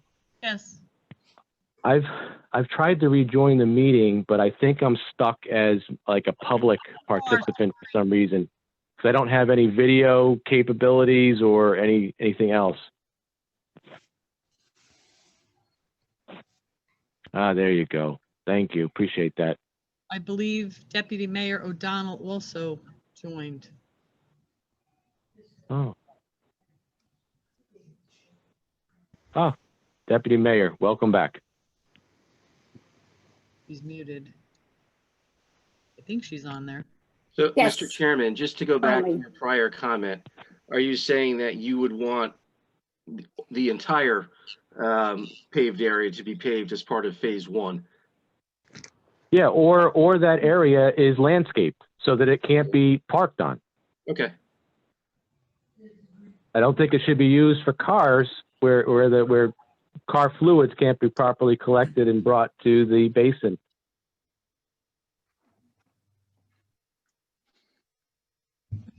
Vince Halloran, you'd leave that option to the applicant? Yeah. Could you hear me? I'm sorry, My question was, Mr. Halloran. your suggestion that would be at the option of the applicant, he'd either pave it or landscape it? That's what it sounded like to me. Let me ask my professionals if they think that's a reasonable compromise. I don't see an issue with it, but I don't leave it to the applicant. I think it's something at the time of a pre-construction meeting should be disclosed at that point. I think we have to discuss Okay. it tonight. I mean, if it's going to be paved or it's going to be, if it's going to be landscaped, we have to discuss it in some manner tonight. One, the board has to be comfortable that either of those can happen. You know, that can't be left to the meeting. So the board has to determine tonight whether it wants to give that option to the applicant. Yeah. And if it does, you know, whether it wants the answer tonight or whether it's fine leaving it to pre-construction, just as long as one of those two happens. But in terms of, you know, if it's the landscaping, then, you know, maybe, I don't know if it's fair to ask Sherry tonight, you know, in general terms, what she would be looking for, just so the board has an understanding, because it could be that the board has a very different view of what landscaping is versus the applicant. So I think we need to, just in some general terms, discuss that as well. Mr. Gutierrez, the issue that I have is, you know, safety issue with it not being complete. And the second issue being, you know, we're talking 3 to 5 years, maybe longer, maybe sooner, you know, and then this being, you know, left undone. You know, this sounds like a pretty big, you know, project, you know, frontage on Route 9, car dealership.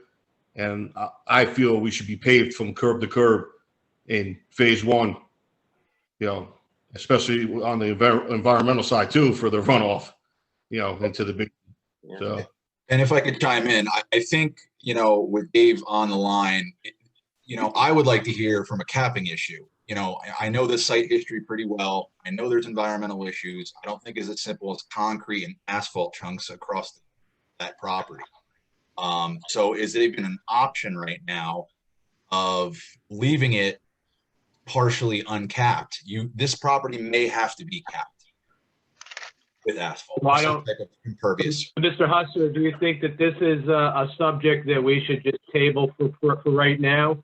Get through the rest of the testimony, especially through the LSRP, and then come to the subject? Yeah, definitely. That Mr. was my, Leggio, would that be acceptable to you? Mr. Leggio? Yes, sir. Okay, Table thank it you. for now. Let's listen to the other testimony and we can return to it. that was my intention, Mr. Chairman, to do it that way. So thank you. Okay, Okay. so who's next, Mr. Halloran? Okay, there's no other questions of the applicant or the engineer. I would next call Scott Cannell, the traffic engineer. Hey, Mr. Kennel, are you on camera? Yes, I am. Okay. You swear or affirm the testimony you're about to give this board's the truth, the whole truth, and nothing but the truth? Yes, I do. Please state and spell your name for the record. Yes, Scott Kennel, Kennel. I'm with McDonough and Ray Associates, located at 1431 Lakewood Road, Manasquan.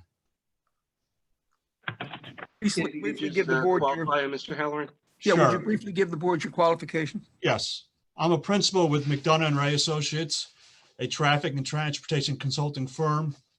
I have over 35 years of traffic and transportation planning experience. I've prepared over 1,000 traffic impact studies. I've appeared on over 1,000 applications in over 100 municipalities. I've testified many times before the Howell Planning Board and Zoning Board. I've also been qualified by the New Jersey Superior Court on 3 land use matters as a traffic expert. And I've also processed over 500 NJDOT access applications and permits. Mr. Kenner, we'll accept your credentials. Thank you. Thank you. Scott, would you give the board the benefit of your report that you submitted? Yes. My office prepared a traffic statement. It's dated March 11, 2020. It was submitted to the board. And it's fairly brief, where it just talks about existing conditions and what's proposed. And as it relates to this type of land use, we estimated traffic based on traffic data published by NJDOT, as well as the Institute of Transportation Engineers. And for a use such as this, the trip generation is based on the building area and not the number of parking spaces or inventory. So taking that into consideration, as stated in the March 11 traffic study, it's expected that this project, and I looked at it as the full build out. I know we talked about a phased construction, but I considered the entire build out at 6,800 square feet. And the morning peak hour, we're expecting 15 trips. And the weekday PM, approximately 19 trips. And then on Saturday or if they're open Sunday, it'd be 27 peak hour trips. On a daily basis, we're looking at about approximately 220 trips. Because the daily trips are less than 500, this is qualified as a minor access permit by the New Jersey Department of Transportation. An application was submitted to NJDOT. It was dated June 29 of this year. We're waiting to hear back from them, given the current state of the pandemic and the limited office hours. We have yet to hear back from them. I would expect we should hear from them shortly. This, for all intents and purposes, is a fairly straightforward application. The site driveways have been designed to accommodate the car carriers and large wheelbase vehicles serving the site, as well as the internal circulation. And as Mr. Jacobs mentioned, we're proposing in the midpoint of this site, a right in, right out, and then at the northerly end of the site, a right turn exiting movement or driveway, so that it can accommodate the car carriers and larger wheelbase vehicles, and kind of segregate those vehicles from passenger vehicles. This section of Route 9 has great sight lines, so the sight distance available exceeds recommended standards. And the other benefit of this is being located approximately 1,000 feet south of West Farms Road. The traffic signal platoons the traffic and provides gaps so that exiting traffic can proceed safely and efficiently. That basically summarizes the traffic report submitted and my testimony. Any questions? Thank you, Mr. Kendall. Does anybody from the board have any questions? There are several members that are muted. And you're? No. No. Thank you, Mr. Evans. Okay, any questions from our professionals? Not at this time, Mr. Chairman. Okay, thank you. Counselor, please, for your next witness, please. Thank you, Mr. Chairman. I call Amanda Lanudo. Okay, you swear or affirm the testimony you're about to give this board is the truth, the whole truth, and nothing but the truth?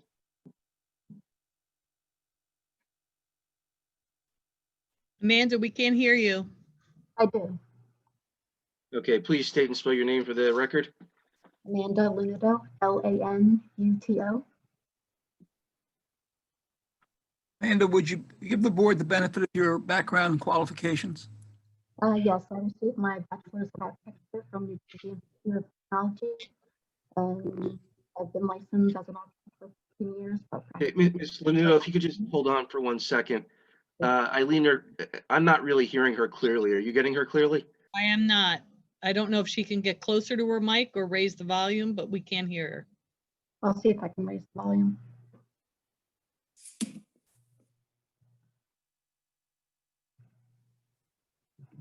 Or you may need to transfer to a phone like I do. Let's give it a shot. Okay, is that any better? No. Okay, hold on. If you go to the, do you know how to get on the phone part?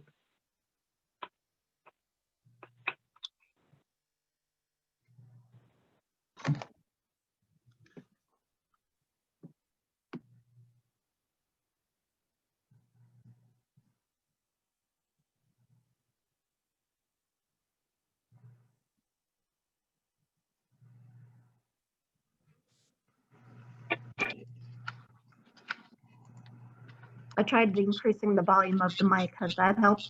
That's better. A little, That's yeah. much better. Okay, Mr. Okay. Howland, if you could go ahead and qualify her. Yeah, would you give the board the background qualifications?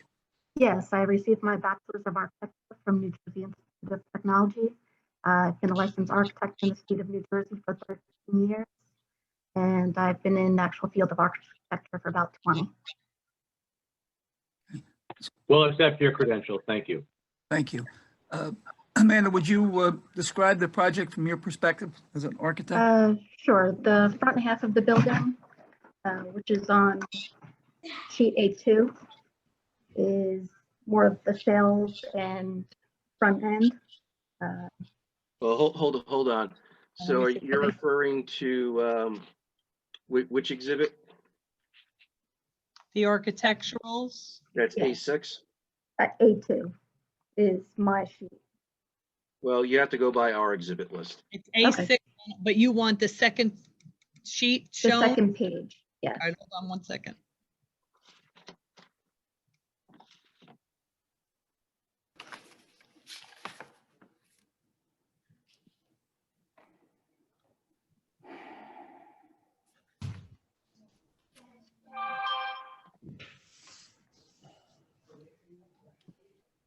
There you go.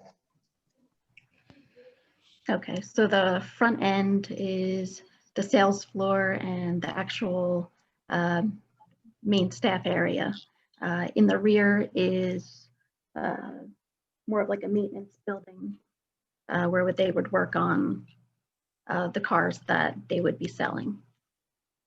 The front building we have for the two most visible elevations, we have metal panels. On the rear building, we have a vertical metal wall system. Both would be in about the same shades of gray. I think one of the questions was with the roof slope. The rear roof slope is a 4-on-12 and does have a 12-inch overhang. The front has a 6-inch fascia, similar to like you would see at like a Target or Walmart in Howell.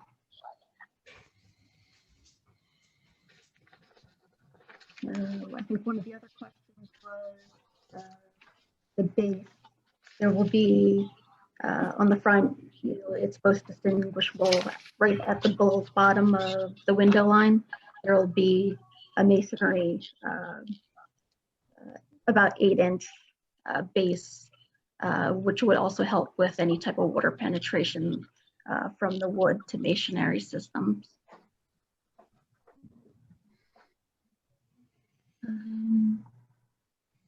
I know the owner wanted something more like this style of building so that it was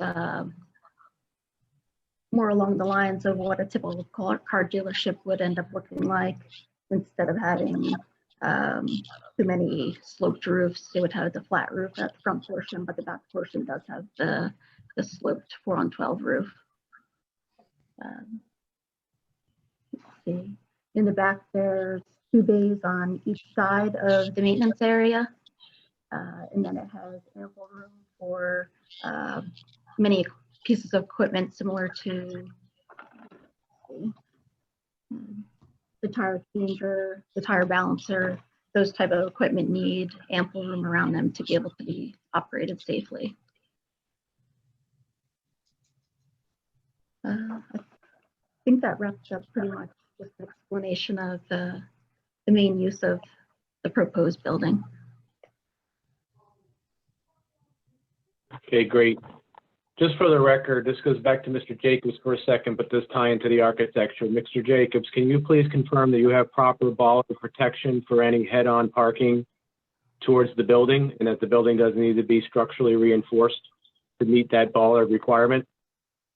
Yes, we have ample bollards in front of the building along the Okay, depressed and sidewalk. is that on all sides of the building? Because it looks like on the plan north side of the building, there doesn't appear to be any bollards for that head-on parking. The only area that doesn't have the only area that has a depressed curb in front of the building is on the east side. The north side has a normal 6-inch curb. Okay, Ms. Newman, does the head-on parking in the north side of the plan, north side of the proposed building meet our ordinance requirements?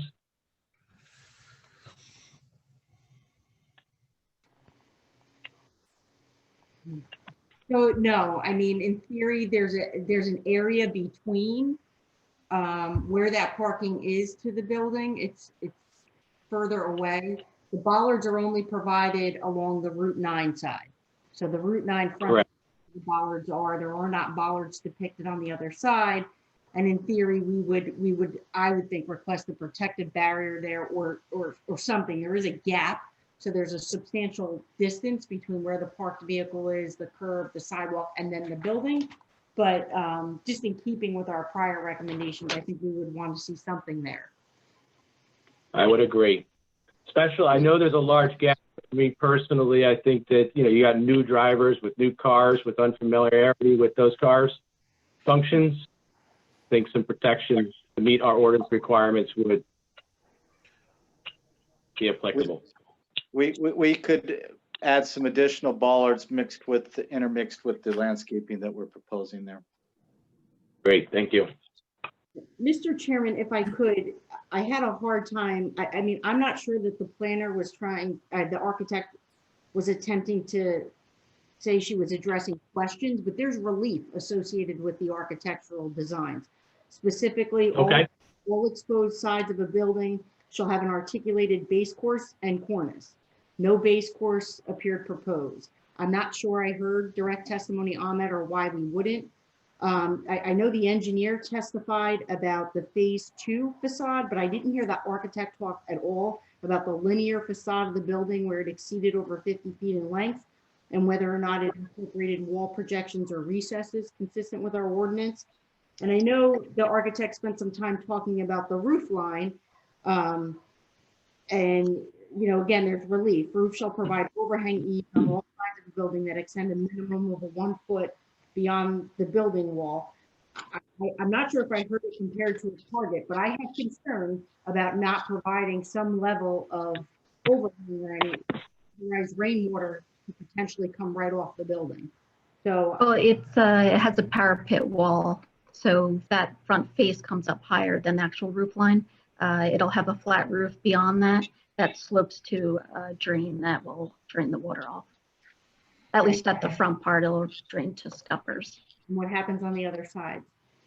On the back portion, it actually has a sloped roof, but on the front, it's the parapet wall around the faces of that front piece of the building. I think part of what's difficult, and I don't know, I mean, Eileen, I only see the front elevation of the building that we received renderings for. I think it's, I have it as for sheet A1. Is that all we have? Yes, we just did it of the front elevation rendering. And you see a little bit of the back in that front elevation. Okay. And no real changes in texture. I mean, we have this, our ordinance requires changes in texture. I mean, this really just looks like a metal building. Mm-hmm. There's the front canopy projection, so that breaks up that front 60-foot line. And what about the other sides of the building? The other sides of the building, the front piece is about 40 feet, and then that back portion is 50 feet. So there's somewhat of two rectangles perpendicular to each other, And then on that front face where it is a 60-foot line, it has that front projection of the overhang. And the base course, the exposed side having no, an articulated base course or cornice? The cornice would be the 6-inch fascia of the top. And then the base course would be just below the window line. There's a masonry foundation wall there. Do you comply with that? What was that? Do you comply then with that standard? Is there a minimum the base course would need to be? There's no minimum. It just says that there has to be an articulated base course and cornice. And Yes, there will be a difference in texture. So above it is the metal panels. Below it, it will be a masonry system. Okay, so if you could just update your architectural to show that, because it wasn't readily apparent on our review. Okay. That was all the questions I had, Mr. Chairman. Okay.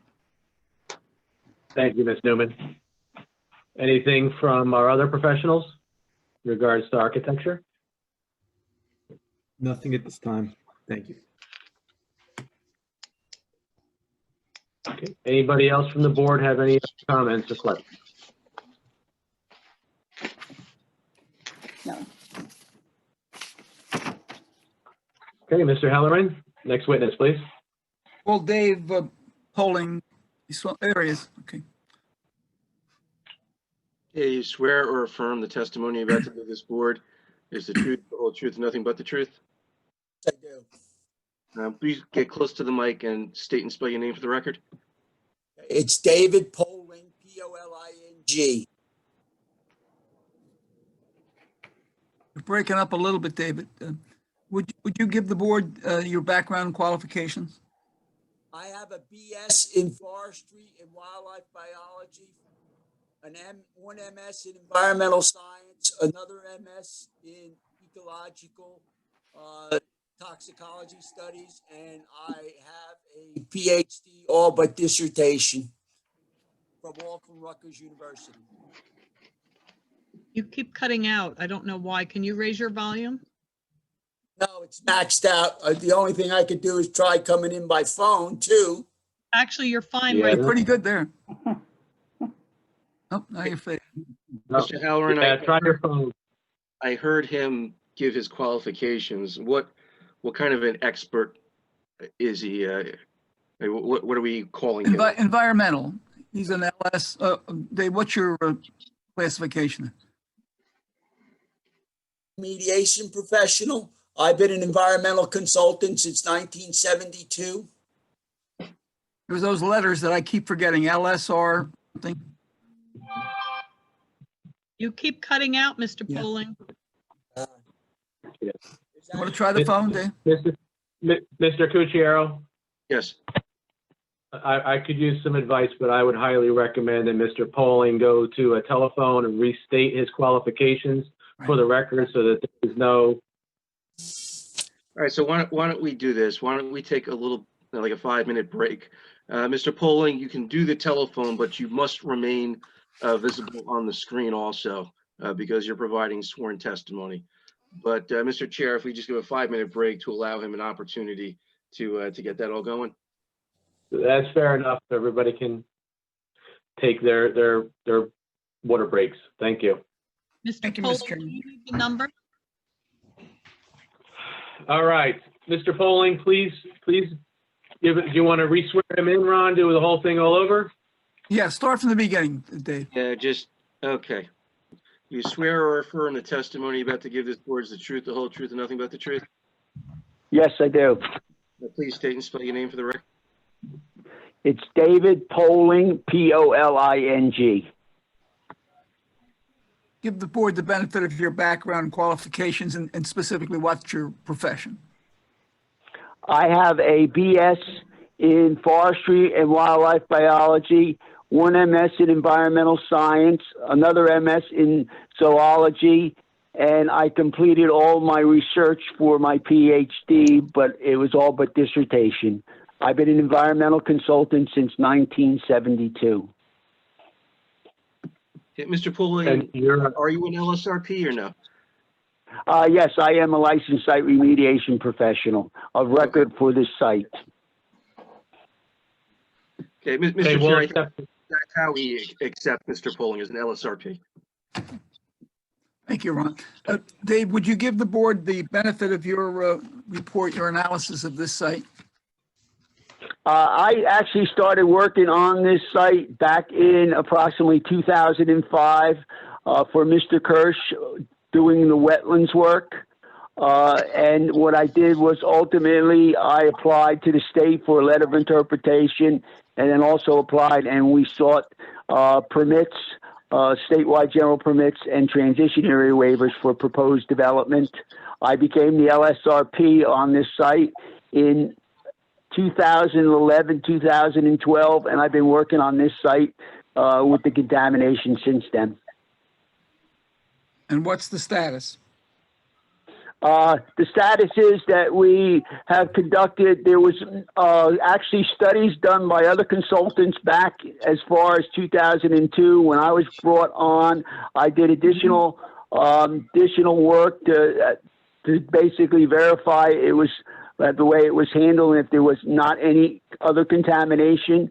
What we did though was find additional contamination on the site.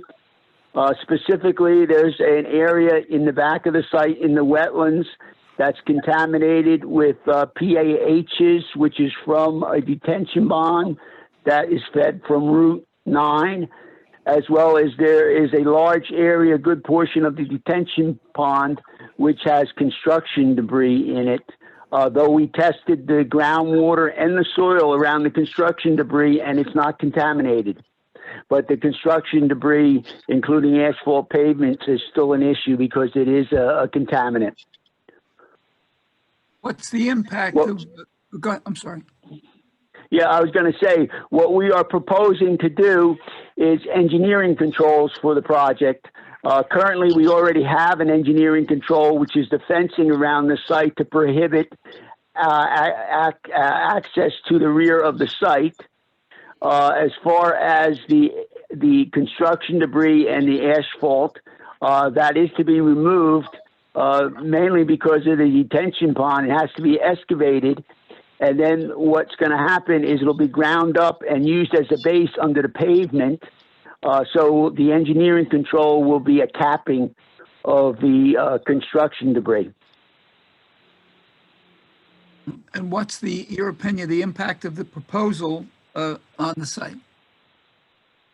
Well, we've impacted some ordinary wetlands on the site, but we have approval from the state of New Jersey for the wetlands impact and the transition area encroachment. It's a unique site because it's already highly disturbed, so you're not losing good wildlife habitat or vegetation. So from that standpoint, it's probably one of the better sites that could be used because of its current condition.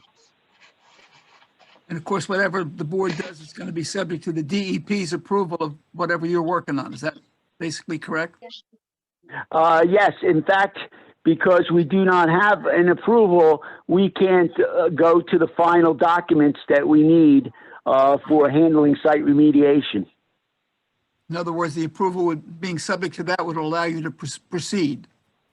Is that yes, but before we could issue a response action outcome, we'd have to have the site developed. Okay. That's anything else, Dave, that you want to tell the board? Just to mention to the board that next Thursday at 7:30, I'm meeting with the Environmental Commission. Yeah, that was one of the requirements that you do that, and you've set that up. So you and the owner are going to meet with the Environmental Commission, as you just stated. Yeah, thank you. Yes. That's all I have, Mr. Polling, Mr. Chairman. I'm sure the board has questions.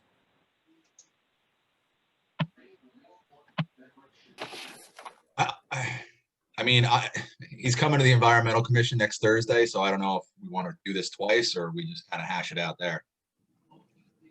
Well, that's up to you. I don't certainly want to waste anybody's time. Well, if anybody has any other input, that are on the commission.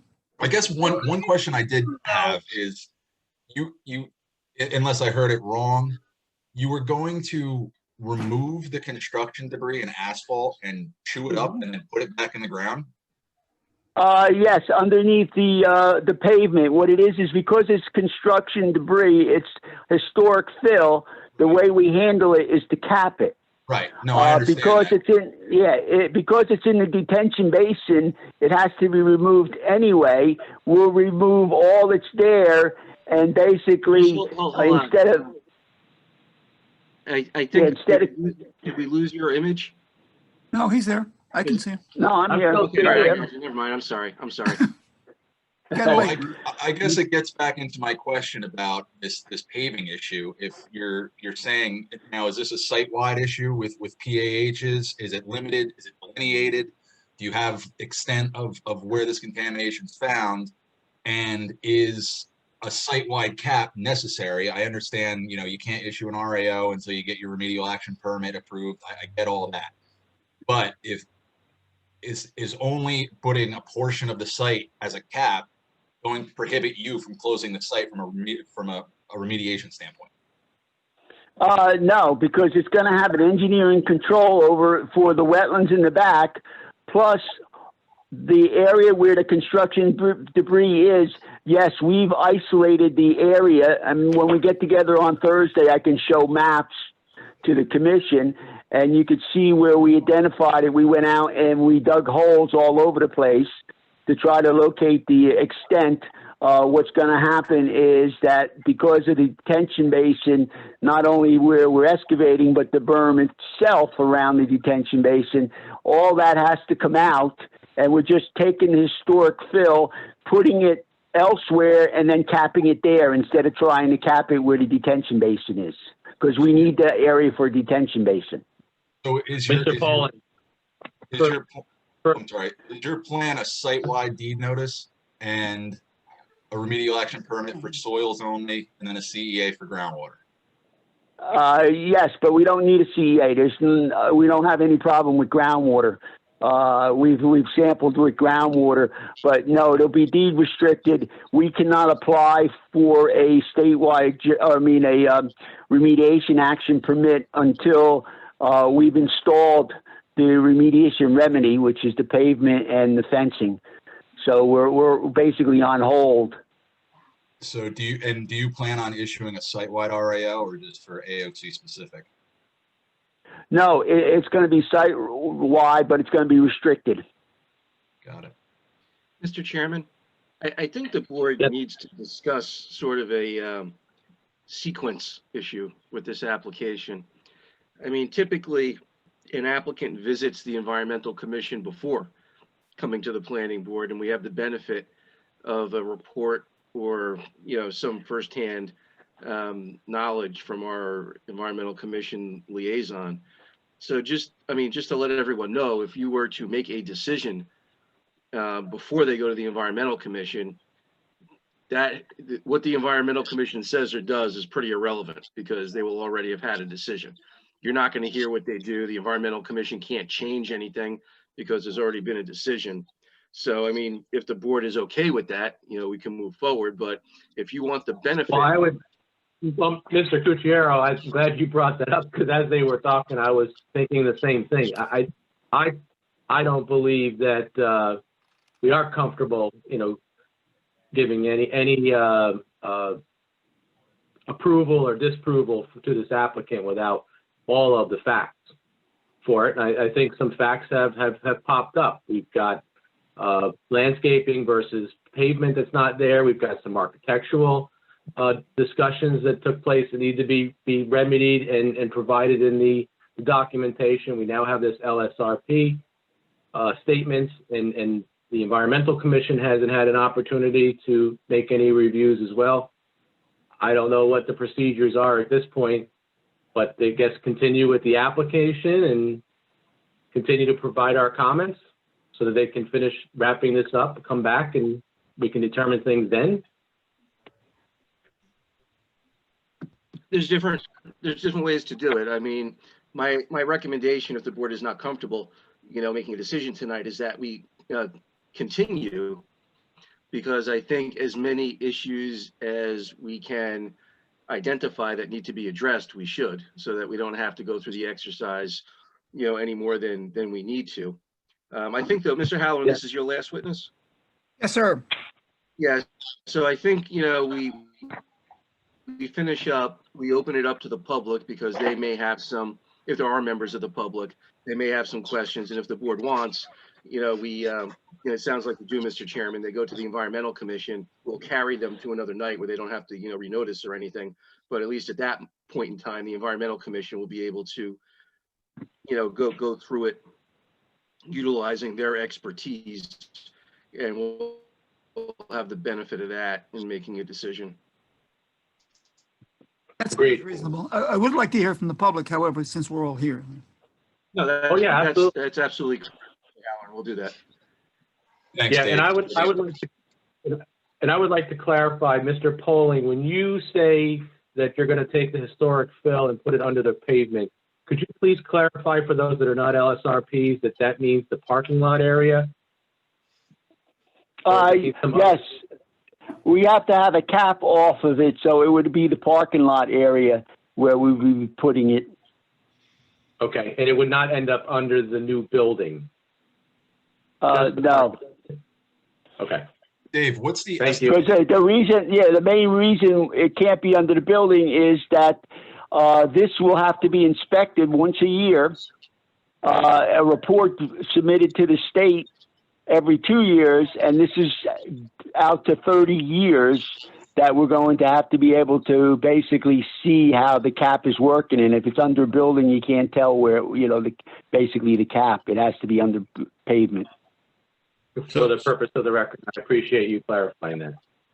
So Mr. Poling, it brings us back to the question before, that we need this parking lot paved from curb to curb. You're talking about using this contaminated stuff underneath a paved area. You guys want to leave a portion of that unpaved area. So how would that work with the DEP? We would just put it under the phase 1 pavement and not touch the other area. I mean, we would have it surveyed out the extent of the pavement, and that's the area we would work into. We don't have that much fill. It has to be under all of it, but that's a significant amount of pavement in phase 1. Yeah, I understand. Well, Mr. Townhouse, I'm not comfortable with going forward here until this goes in front of the environmental board. That's just my opinion. So if you want to take Thank you. A straw poll, just can we move a vote and we'll move it. Let's do that. I think I've already made that. I think I've already made that decision, and the council has already agreed to it.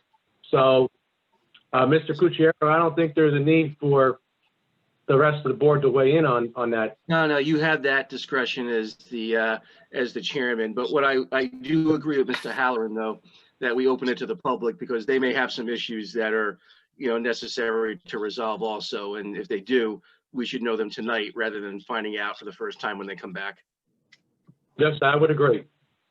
Okay, Mr. Poling, have you completed your testimony? Yes, I have. Thank you. Mr. Halloran, do you have anybody else? I have no other witnesses. I have no. Okay, would you like me? Okay. Does anybody else on the board have any other questions before you open it to the public? No. Thank you. Okay. At this time, we will open it to the public. Eileen? There is only one member of the public. And I've just brought them into the meeting. If there is any member of the public wishing to speak on this application, you are now eligible to do so. Just unmute yourself.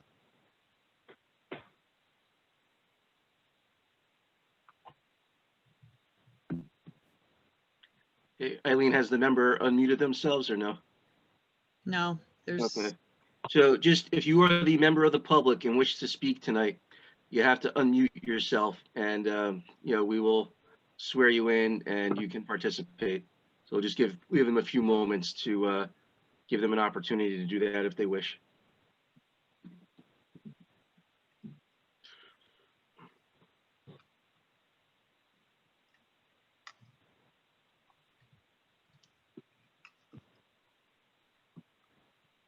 And just to be clear, Mr. Chairman, the public will have another opportunity when the applicant comes back and, you know, there's a summary of what they've done at the Environmental Commission and anything else they've done to address the issues tonight. Okay, thank you. All right, Mr. Chairman, this does not look like any members of the public are expressing an interest in participating tonight. So Eileen, I know that the schedule gets a little jumbled up beginning in November. When's our next meeting? We only have this meeting in November because we're typically not here for the league.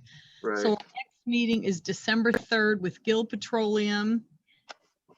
And then December 17th is our final meeting for the year with nothing on it right now. Okay, well, this shouldn't take too much longer. It's just they have, they have some questions to answer and they have to do some things with the Environmental Commission, but they place most of their testimony on the record. Mr. Chairman, and Mr. Halloran, I mean, would December 3rd be okay? I believe so, yes. All right, Mr. Chairman, I would recommend that we carry them to December 3rd. Ron, do you think I would agree. You think we need everybody back or just Dave? I can make that decision, but I'm just want some. Well, to the extent that you may be modifying something that may be okay. Somebody's area of expertise, they should come back. Got it. Yeah, thank Well, you. I think, yeah, I mean, I would agree. I mean, we got to see the plans with the additional bollards, the architectural elements, the proof of the lighting calcs meeting the IES recommendations. Mr. Chairman, not to cut you off, I agree. I'll bring them back. Yeah, let's just make sure we got the list complete. Was there anything else, Ms. Newman, that was on the list? I would like to see the architectural plans updated.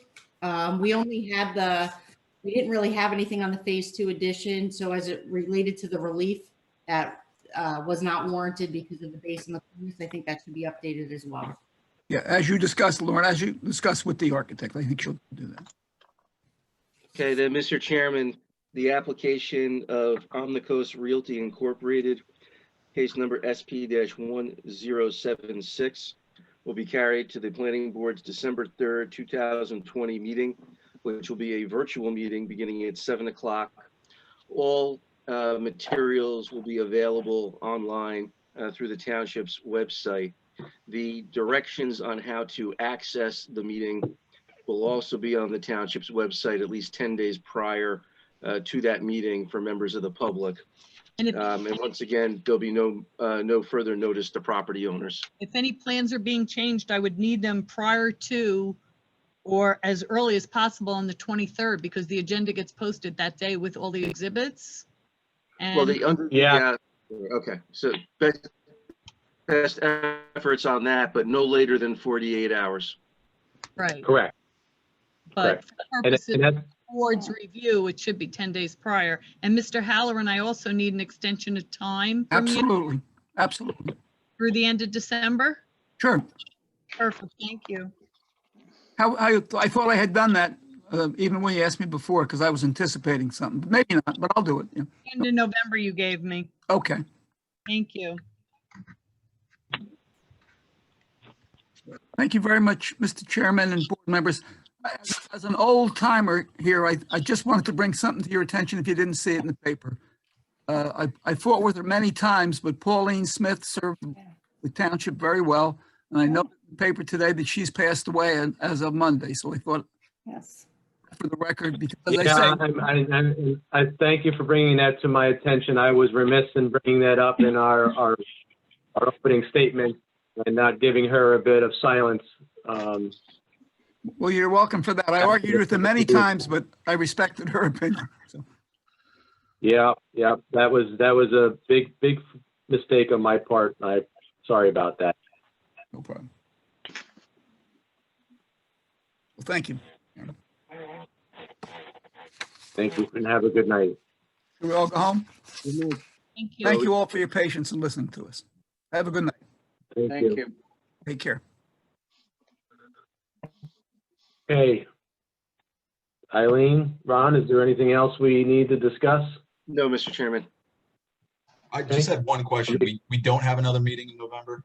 No, Okay, our next meeting is December 3rd. got it. Thanks. Thank you. Enjoy Thanksgiving, everybody. Thank you. Okay. Thank Right. you. And Evelyn, do we have any movement on getting anything moving forward for either towards the end of this year or next year for the master plan? Is there any discussion at the council level to work on something? Actually, the planning board had gone through the plan on Yellowbrook, Squonkam, and, fanning out onto 33. If you recall, we put that in the master plan several months ago. I'm sure you recall that. Council will be looking to adopt that first reading on Tuesday night. And some of the other things that we've looked at in terms of rezoning in an effort to make Highway 33 commercial friendly will be forthcoming. So there's some ordinance changes that have to happen, but we're trying very hard to make 33 commercial friendly in a light sort of way, and hoping to also help our tax revenue somewhat and to open up the corridor as best as we can. So. Okay. Do you think there's going to be any help that you need from us? Is there anything we need to put together a plan in December, get a team together to start to put together some thought processes, some memos, anything that's needed to be done for the following year's board? I would say that however we're going to be able to deliver, and however it's going to be delivered, January, February, and that type of thing, I'm sure that Mr. Howard and Mr. Clark will reach out to you if they think that there's something else that needs to be addressed so that everything is clear and concise. So I will mention to them that they're available. Okay, very good. My pleasure. Thanks. And then Ron, we're coming up almost a year on some of the new people that came to the board. What are we doing about training? Well, Eileen gives the information out. You have 2 years to get it done. So if you have not taken your training, you need to do it in the upcoming year. Most of them already took it. They took it remotely back in April. Okay. I did mine. Okay. I do Thank have a you. question on that. Paul Bavai was a member previously. Does he have to go back as mandatory, or is he can go to experienced? I don't know if the law had changed when he was on the board previously, so I have to check to see whether he's gone through it or not. Okay, because there is a training class. They'll be coming back up in the spring, so he'll be fine. Okay. Fantastic. If nobody has any other questions, I'll ask for a motion to adjourn the meeting. A motion to adjourn the meeting, please. All in favor? Second. Aye. Aye. Aye.